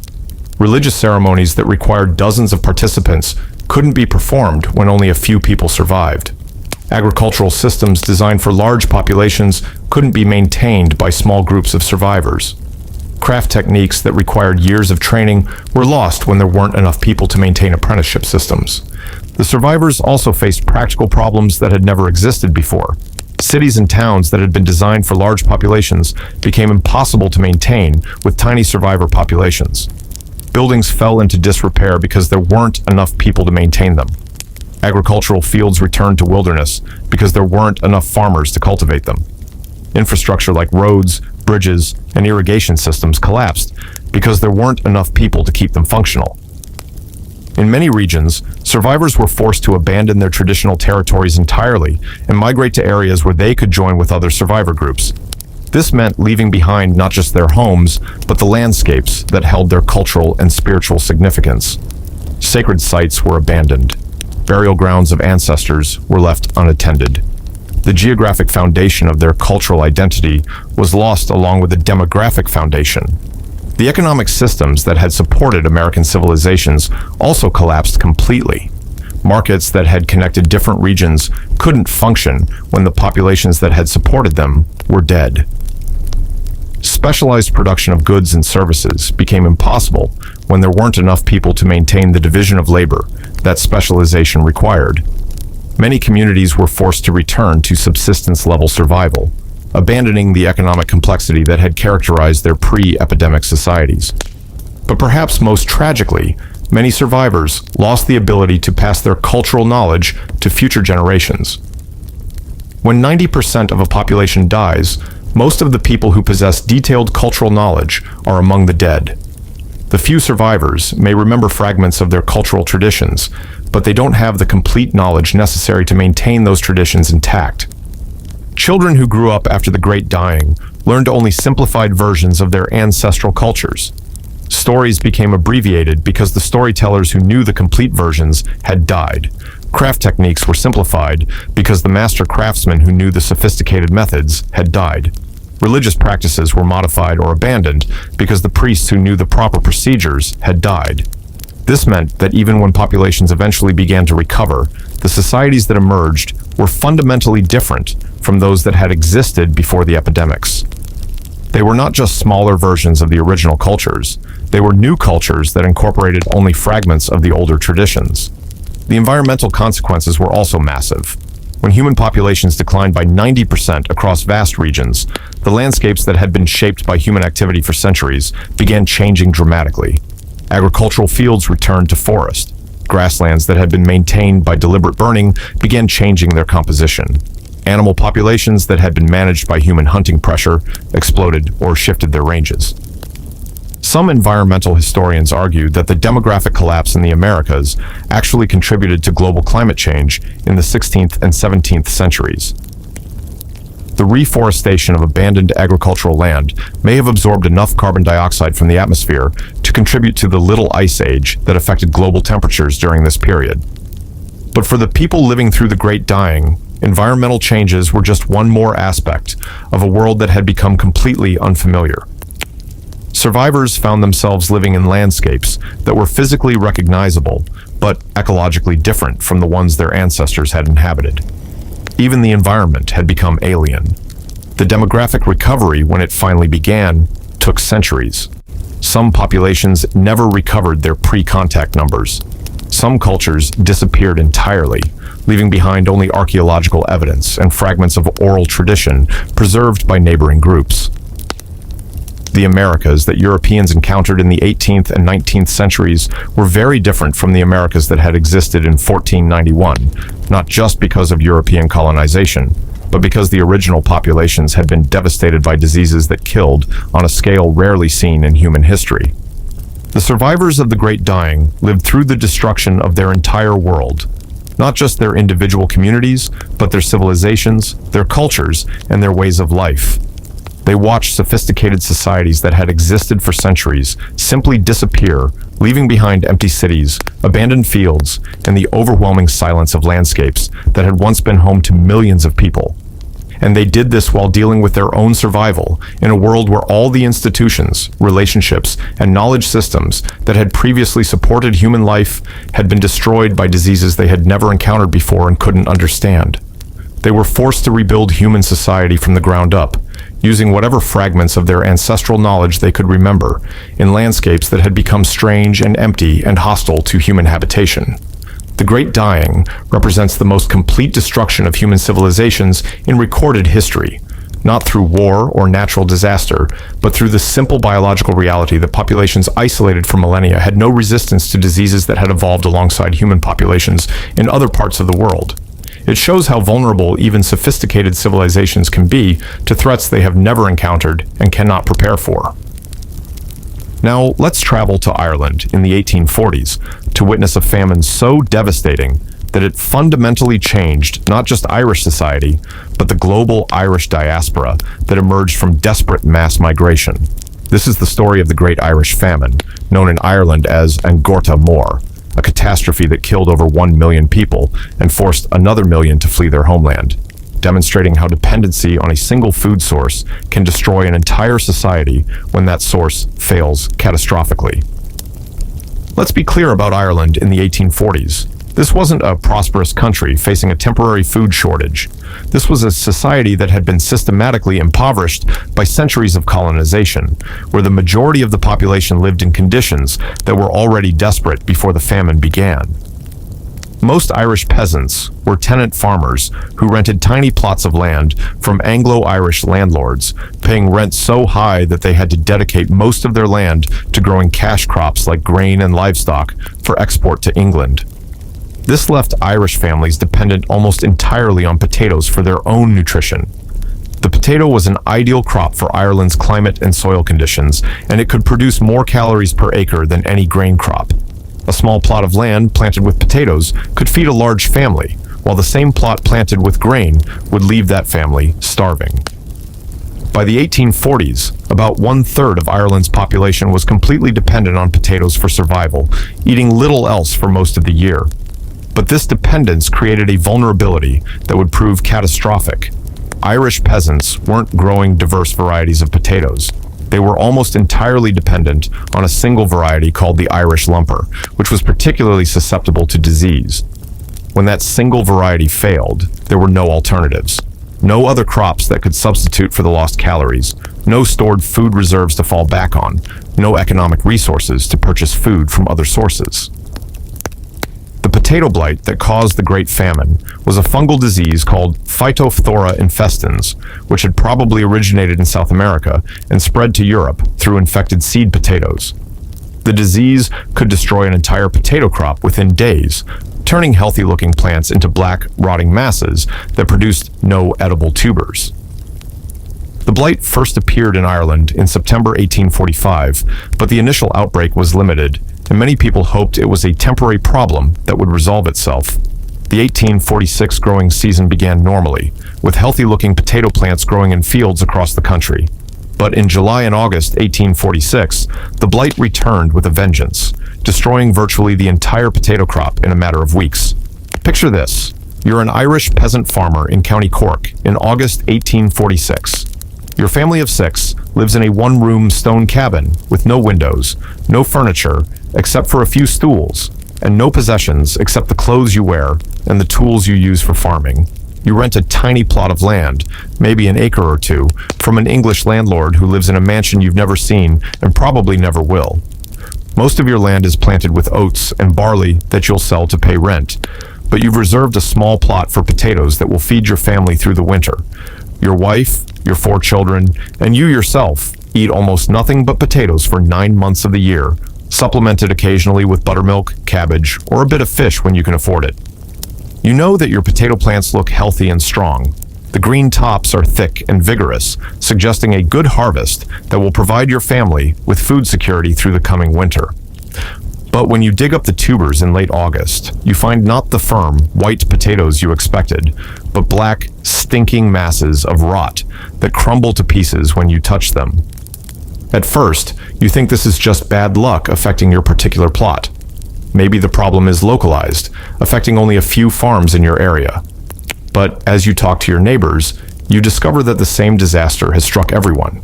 Every potato field in your region, every potato field in your county, every potato field across Ireland has been destroyed by the same mysterious disease. Within weeks, you and your family are facing starvation.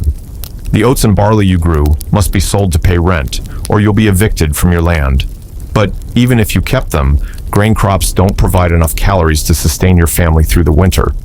You had been counting on potatoes for the vast majority of your nutritional needs, and those potatoes no longer exist. Your family begins the slow descent into starvation that would kill over 1 million Irish people over the next few years. First, you exhaust any small food reserves you might have had, perhaps a few pounds of oatmeal or barley, maybe some preserved cabbage. Then you begin eating whatever you can find: grass, weeds, bark from trees, anything that might provide some nutrition. Your children develop the swollen bellies and hollow eyes, characteristic of severe malnutrition. But here's what makes the Irish famine particularly cruel. Food was being exported from Ireland throughout the famine years. While Irish peasants starved to death, ships loaded with grain, livestock, and other agricultural products continued to leave Irish ports bound for England. The food that could have prevented mass starvation was being exported to pay rent to English landlords and to meet the demands of the English market. This wasn't an accident or an oversight. It was the predictable result of an economic system that treated Irish agricultural production as a resource to be extracted rather than as the foundation for feeding the Irish population. English landlords and merchants continued to profit from Irish agriculture even as Irish people died of hunger. The human cost was horrific and immediate. Families that had been struggling but surviving found themselves watching their children waste away from malnutrition. The elderly, who were always most vulnerable to food shortages, began dying in large numbers within months of the crop failure. Pregnant women miscarried or gave birth to babies who died within days because their mothers couldn't produce milk. Death from starvation is slow and agonizing. The body begins consuming its own muscle and fat reserves, causing rapid weight loss and physical weakness. The immune system fails, making victims vulnerable to diseases that would normally be survivable. Edema causes painful swelling, particularly in the legs and abdomen. Eventually, vital organs begin shutting down, leading to death that can take weeks or months of suffering. But starvation wasn't the only killer during the Irish famine. Weakened by malnutrition, Irish peasants became vulnerable to epidemic diseases that spread rapidly through crowded workhouses and temporary shelters. Typhus, relapsing fever, and dysentery killed hundreds of thousands of people who might have survived the famine itself if they hadn't been weakened by prolonged hunger. The social consequences were devastating. Irish society had been organized around extended family networks and tight-knit rural communities where neighbors helped each other through difficult times. But when everyone was starving simultaneously, these support systems collapsed. Families had no resources to share with relatives. Communities had no surplus to help their most vulnerable members. Traditional Irish cultural practices became impossible to maintain. The wakes, festivals, and religious celebrations that had provided social cohesion and cultural identity required resources that no longer existed. Music, storytelling, and other cultural traditions were abandoned as people focused entirely on the desperate search for food. The British government's response to the famine was criminally inadequate and often counterproductive.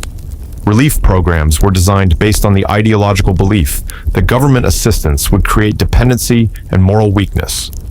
Workhouses were established where starving people could receive minimal food rations in exchange for performing hard labor, but these facilities were overcrowded, unsanitary, and became breeding grounds for epidemic diseases. Public works projects employed some men in building roads and other infrastructure, but the wages were deliberately set below market rates to avoid competing with private employers. Many men died of exhaustion while performing hard physical labor on starvation rations. The work was often pointless, roads that led nowhere, walls that served no function, because the goal was to provide employment rather than to accomplish useful objectives. Perhaps most cruelly, the British government continued to enforce evictions throughout the famine years. Landlords who couldn't collect rent from starving tenants were legally entitled to evict entire families, destroying their homes to prevent reoccupation. Thousands of families were thrown out of their homes during the worst years of the famine, left to die by the roadside or in ditches. These evictions created scenes of almost unimaginable cruelty. Families who had lived on the same land for generations were forced to watch as their homes were demolished with crowbars and sledgehammers. Children, elderly people, and pregnant women were literally thrown out into the winter weather with no shelter and no possessions except the clothes they wore. The mass migration that resulted from the famine was itself a humanitarian catastrophe. Desperate families sold everything they owned to buy passage on ships to North America. But many of these ships were overcrowded, unsanitary coffin ships, where passengers died in large numbers during the voyage. It's estimated that 20% of the people who left Ireland during the famine years died either during the voyage or shortly after arrival. Those who survived the crossing often arrived in North American ports sick, traumatized, and completely destitute. They faced discrimination and exploitation in their new countries, forced to take the most dangerous and poorly paid jobs available. Many Irish immigrants never recovered from the trauma of the famine and the forced migration that followed. But the cultural impact may have been even more devastating than the immediate death toll. The famine effectively destroyed traditional Irish rural culture. The Irish language, which had been spoken by millions of people before the famine, went into rapid decline as Irish-speaking communities were decimated by death and emigration. Traditional music, poetry, and storytelling practices were disrupted when the communities that maintained them were destroyed. The psychological trauma affected Irish society for generations. Survivors developed an obsessive fear of hunger that influenced Irish behavior and attitudes well into the 20th century. Irish families became extraordinarily focused on food security, land ownership, and emigration as survival strategies. The memory of the famine created a culture of anxiety and insecurity that shaped Irish identity both in Ireland and in the diaspora communities created by famine migration. The demographic impact permanently changed Ireland's trajectory. The population of Ireland fell from over 8 million before the famine to about 6 million by 1851 and continued declining through emigration for decades afterward. Some rural areas lost 50% or more of their population. Entire townlands were abandoned, leaving behind empty stone cottages and field boundaries that are still visible today. Many rural communities never recovered their pre-famine populations. The social networks, economic relationships, and cultural institutions that had supported rural Irish life were permanently destroyed. The Ireland that emerged from the famine was fundamentally different from the Ireland that had existed before 1845, not just smaller, but organized around different economic principles and cultural values. The survivors of the Great Irish Famine lived through the destruction of their entire way of life. They watched their families die of starvation while food was exported from their country to feed people in England. They were evicted from their homes and forced to emigrate to foreign countries where they faced discrimination and exploitation. They saw their language, their culture, and their communities disappear within the span of a few years. And they endured all of this while dealing with their own hunger, weakness, and disease in a world where the institutions that might have provided help, government, landlords, even many churches, were either indifferent to their suffering or actively contributing to it. The Irish famine shows how quickly an entire society can collapse when it becomes dependent on a single resource that fails, and how political and economic systems can turn natural disasters into humanitarian catastrophes that destroy not just individual lives, but entire ways of life that had existed for centuries. The memory of the Great Famine became a defining element of Irish identity, both in Ireland and throughout the global Irish diaspora. It demonstrated the vulnerability of rural societies to both natural disasters and political oppression, and it created a cultural memory of suffering that influenced Irish attitudes toward authority, land ownership, and community solidarity for generations to come. And perhaps most importantly, it showed how a relatively localized disaster, the failure of a single crop variety, could destroy an entire society when that society had been made vulnerable by political and economic systems that prioritized the extraction of wealth over the welfare of the population. The Irish famine was both a natural disaster and a human-made catastrophe, demonstrating how social structures can turn manageable problems into civilization-ending tragedies. Now we turn to perhaps the deadliest conflict in human history, a war so catastrophic that it killed more people than World War I and World War II combined. This is the story of the Taiping Rebellion, a civil war that tore through China from 1850 to 1864, killing an estimated 20 to 30 million people. and demonstrating how religious fanaticism combined with social desperation can create a holocaust that destroys entire generations and reduces one of the world's most sophisticated civilizations to cannibalism and mass graves. Let's be clear about what we're discussing here.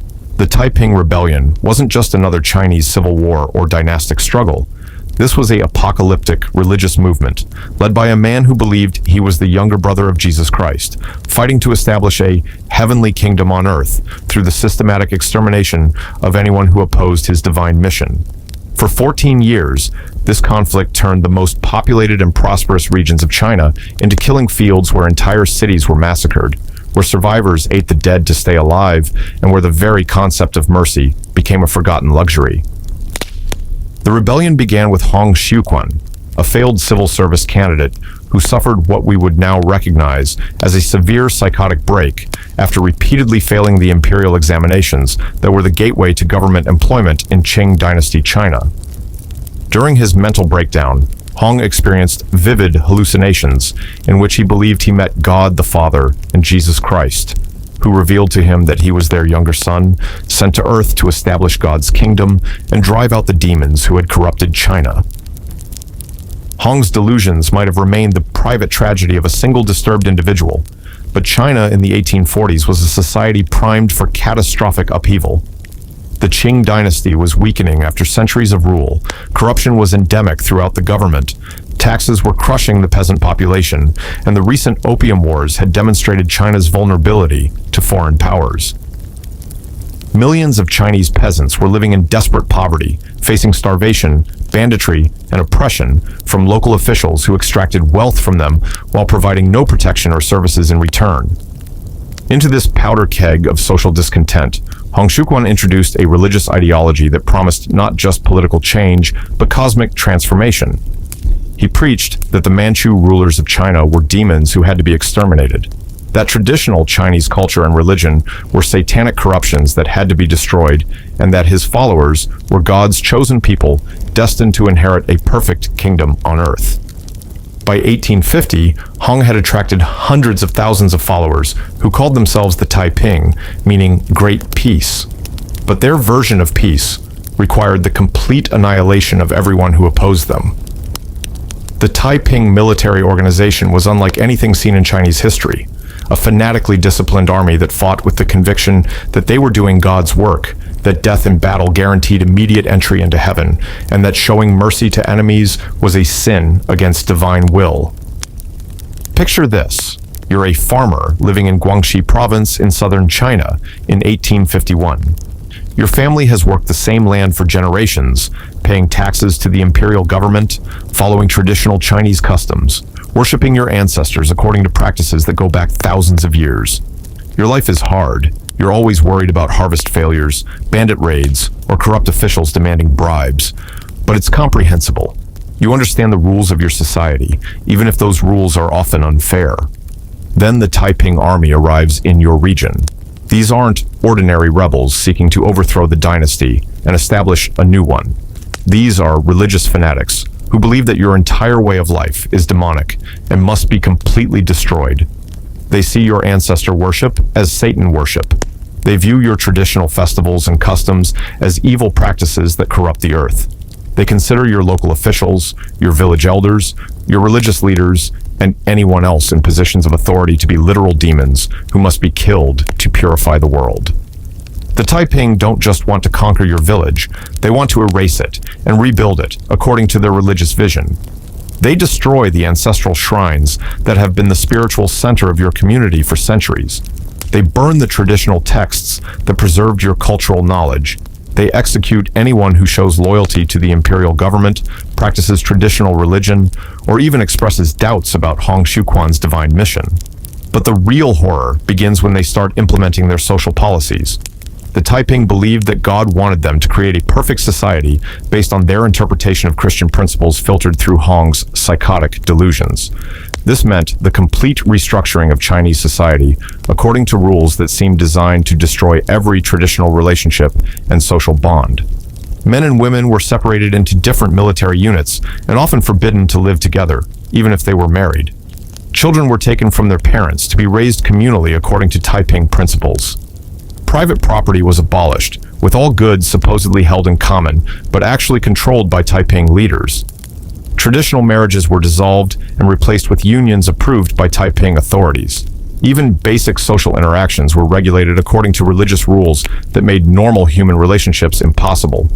The psychological impact on people forced to live under Taiping rule was devastating.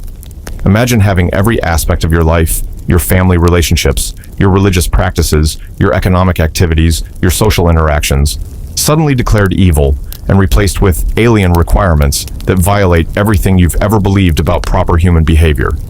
You're not just being conquered, you're being forced to participate in the destruction of your own identity and culture. And the violence was truly apocalyptic. The Taiping army didn't just kill enemy soldiers, they systematically massacred entire populations that refused to convert to their cause.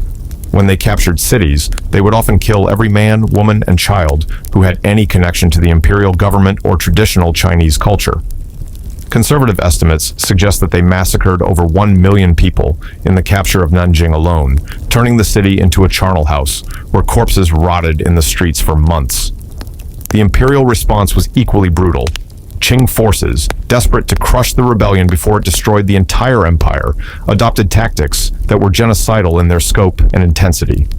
They massacred suspected Taiping sympathizers, destroyed villages that might have provided supplies to the rebels, and implemented collective punishment policies that held entire communities responsible for the actions of any individual who supported the rebellion. The result was a war that turned vast regions of China into depopulated wastelands. Areas that had been among the most densely populated and prosperous in the world became empty landscapes dotted with ruined cities and mass graves. The Yangtze River Valley, which had been the economic heart of China, was so devastated that some regions didn't recover their pre-war population levels for over a century. But perhaps the most horrifying aspect of the Taiping Rebellion was how it destroyed the moral foundations that normally limited violence even in wartime. Both sides came to view their enemies as literally inhuman. Demons, in the case of Taiping ideology, or demonic cultists in the case of imperial propaganda. This dehumanization made possible levels of cruelty that shocked even hardened observers of Chinese warfare. Torture became routine and elaborate. Prisoners were flayed alive, buried up to their necks, and left to die slowly, or subjected to mutilations designed to maximize suffering before death. Mass executions were conducted as public spectacles meant to terrorize populations into submission. Children were killed in front of their parents, parents were forced to watch their children die, and survivors were often mutilated to serve as living warnings to others. The economic consequences were catastrophic and long-lasting. The rebellion destroyed the agricultural systems that fed hundreds of millions of people. Irrigation networks built over centuries were destroyed. Terraced fields that had taken generations to construct were abandoned and eroded away. Markets that had connected different regions of China for centuries were disrupted, creating local famines, even in areas that weren't directly affected by military operations. The destruction of China's traditional educational system was equally devastating. The Taiping destroyed schools, libraries, and examination halls, viewing traditional Chinese learning as demonic corruption. Thousands of scholars and teachers were killed, taking with them irreplaceable knowledge of literature, history, science, and technology. Entire literary traditions were lost when the libraries that preserved them were burned, and the scholars who understood them were massacred. The social trauma affected Chinese society for generations. Survivors of the rebellion lived with memories of having watched their families massacred, their communities destroyed, and their entire cultural world obliterated. Many developed what we would now recognize as severe post-traumatic stress, becoming unable to form normal relationships or trust social institutions. The demographic impact was so severe that it permanently altered China's development trajectory. The rebellion killed a higher percentage of China's population than any war in Chinese history. Some provinces lost over half their population. The death toll was so massive that it reduced global population growth and may have contributed to worldwide economic changes in the late 19th century. Perhaps most tragically, the Taiping Rebellion demonstrated how quickly a sophisticated civilization can collapse into barbarism when social institutions fail and ideological extremism takes hold. China in 1850 was one of the world's most advanced societies, with a complex government system, sophisticated agricultural techniques, advanced manufacturing capabilities, and rich cultural traditions. Within a few years of the rebellion's start, vast regions of this advanced civilization had been reduced to a state of primitive survival, where people ate grass, bark, and human flesh to stay alive. The survivors of the Taiping Rebellion lived through the destruction of one of humanity's oldest and most sophisticated civilizations. They watched religious fanaticism turn their neighbors into mass murderers. They saw social institutions that had maintained order for centuries collapse into chaos. They experienced levels of violence that reduced human beings to animals fighting over scraps of food in the ruins of burned cities. And they learned that civilization is far more fragile than it appears, that the moral restraints that make organized society possible can disappear almost overnight when people become convinced that their enemies are not human beings worthy of mercy, but demons who must be exterminated for the good of the world.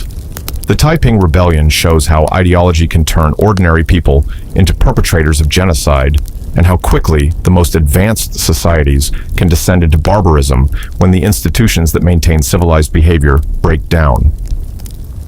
The memory of the Taiping Rebellion haunted China for generations, contributing to Chinese suspicions of foreign religions, political instability, and social movements that promised radical transformation. It demonstrated that some prices for change are so high that they destroy the very society they claim to be trying to improve, leaving behind only mass graves and the traumatized survivors of one of history's most complete civilizational collapses. Now, let's examine a conflict that lasted an entire generation and transformed Europe from a collection of thriving regions into a landscape of abandoned villages, mass graves, and traumatized survivors. This is the story of the 30 Years' War, fought from 1618 to 1648, a religious and political conflict that killed an estimated one-third of the population of Central Europe and demonstrated how sectarian hatred can transform civilization into a prolonged nightmare of starvation, disease, and systematic brutality. Let's be absolutely clear about what Europe looked like before this catastrophe began. The Holy Roman Empire in 1618 was one of the most prosperous and densely populated regions in the world. Cities like Augsburg, Nuremberg, and Prague were centers of learning, trade, and artistic achievement. The German countryside was dotted with thriving villages, prosperous farms, and bustling market towns. The population was probably around 20 million people living in conditions that, while not luxurious by modern standards, provided most people with adequate food, shelter, and social stability. The war began as a religious conflict between Protestant and Catholic states within the Holy Roman Empire, but it quickly metastasized into something far more destructive. What started as a dispute about religious freedom became a continental war involving virtually every major European power, fought with a savagery that shocked even contemporaries who were accustomed to the brutalities of early modern warfare. The key to understanding the 30 Years' War's unprecedented destructiveness lies in how it was fought. Instead of relying primarily on professional armies paid by their governments, most of the warring factions used mercenary forces that were expected to support themselves by plundering the territories they moved through. These weren't disciplined soldiers following military codes. They were armed predators who had been given official permission to loot, rape, and kill civilians as payment for their military services. Picture this. You're a farmer living in a village in Swabia in 1632.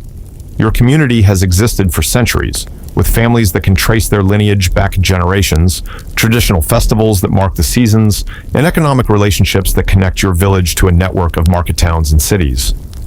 Your life follows predictable patterns: planting in spring, harvesting in autumn, preparing for winter, celebrating religious holidays, attending weddings and funerals that mark the passage of time in your community. Then a mercenary army arrives. These aren't soldiers representing any particular cause you understand. They're a mixture of Germans, Italians, Croats, and other nationalities, united only by their desire to profit from warfare. They've been fighting for years without regular pay, and they've been promised that they can take whatever they need from the civilian population. The mercenaries don't just demand food and shelter. They systematically loot your village, taking not just surplus goods, but everything of value: livestock, stored grain, farming tools, household items, even the clothes off people's backs. They rape the women, torture the men to force them to reveal hidden valuables, and kill anyone who resists or who they suspect of holding back resources.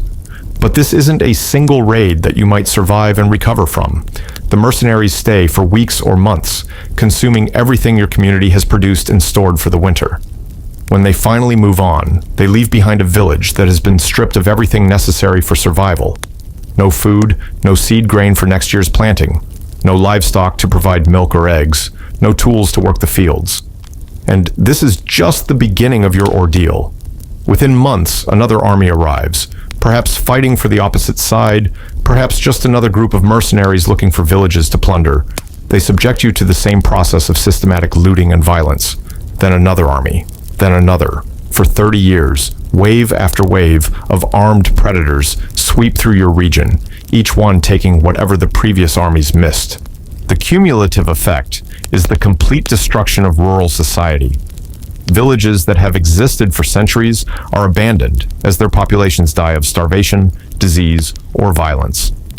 Agricultural systems that took generations to develop are dismantled as farmers are killed, livestock is slaughtered, and fields are left unplanted. Trade networks that connected different regions collapse as merchants and craftsmen die or flee. The mortality rates were staggering. Conservative estimates suggest that the population of the Holy Roman Empire dropped from about 20 million to 13 million during the war, a loss of 35% of the total population. But in some regions, the death toll was much higher. Württemberg lost about 75% of its population. Parts of Brandenburg lost over 80%. Some villages and towns were completely depopulated, becoming ghost settlements that remained empty for decades. The causes of death were as varied as they were horrible.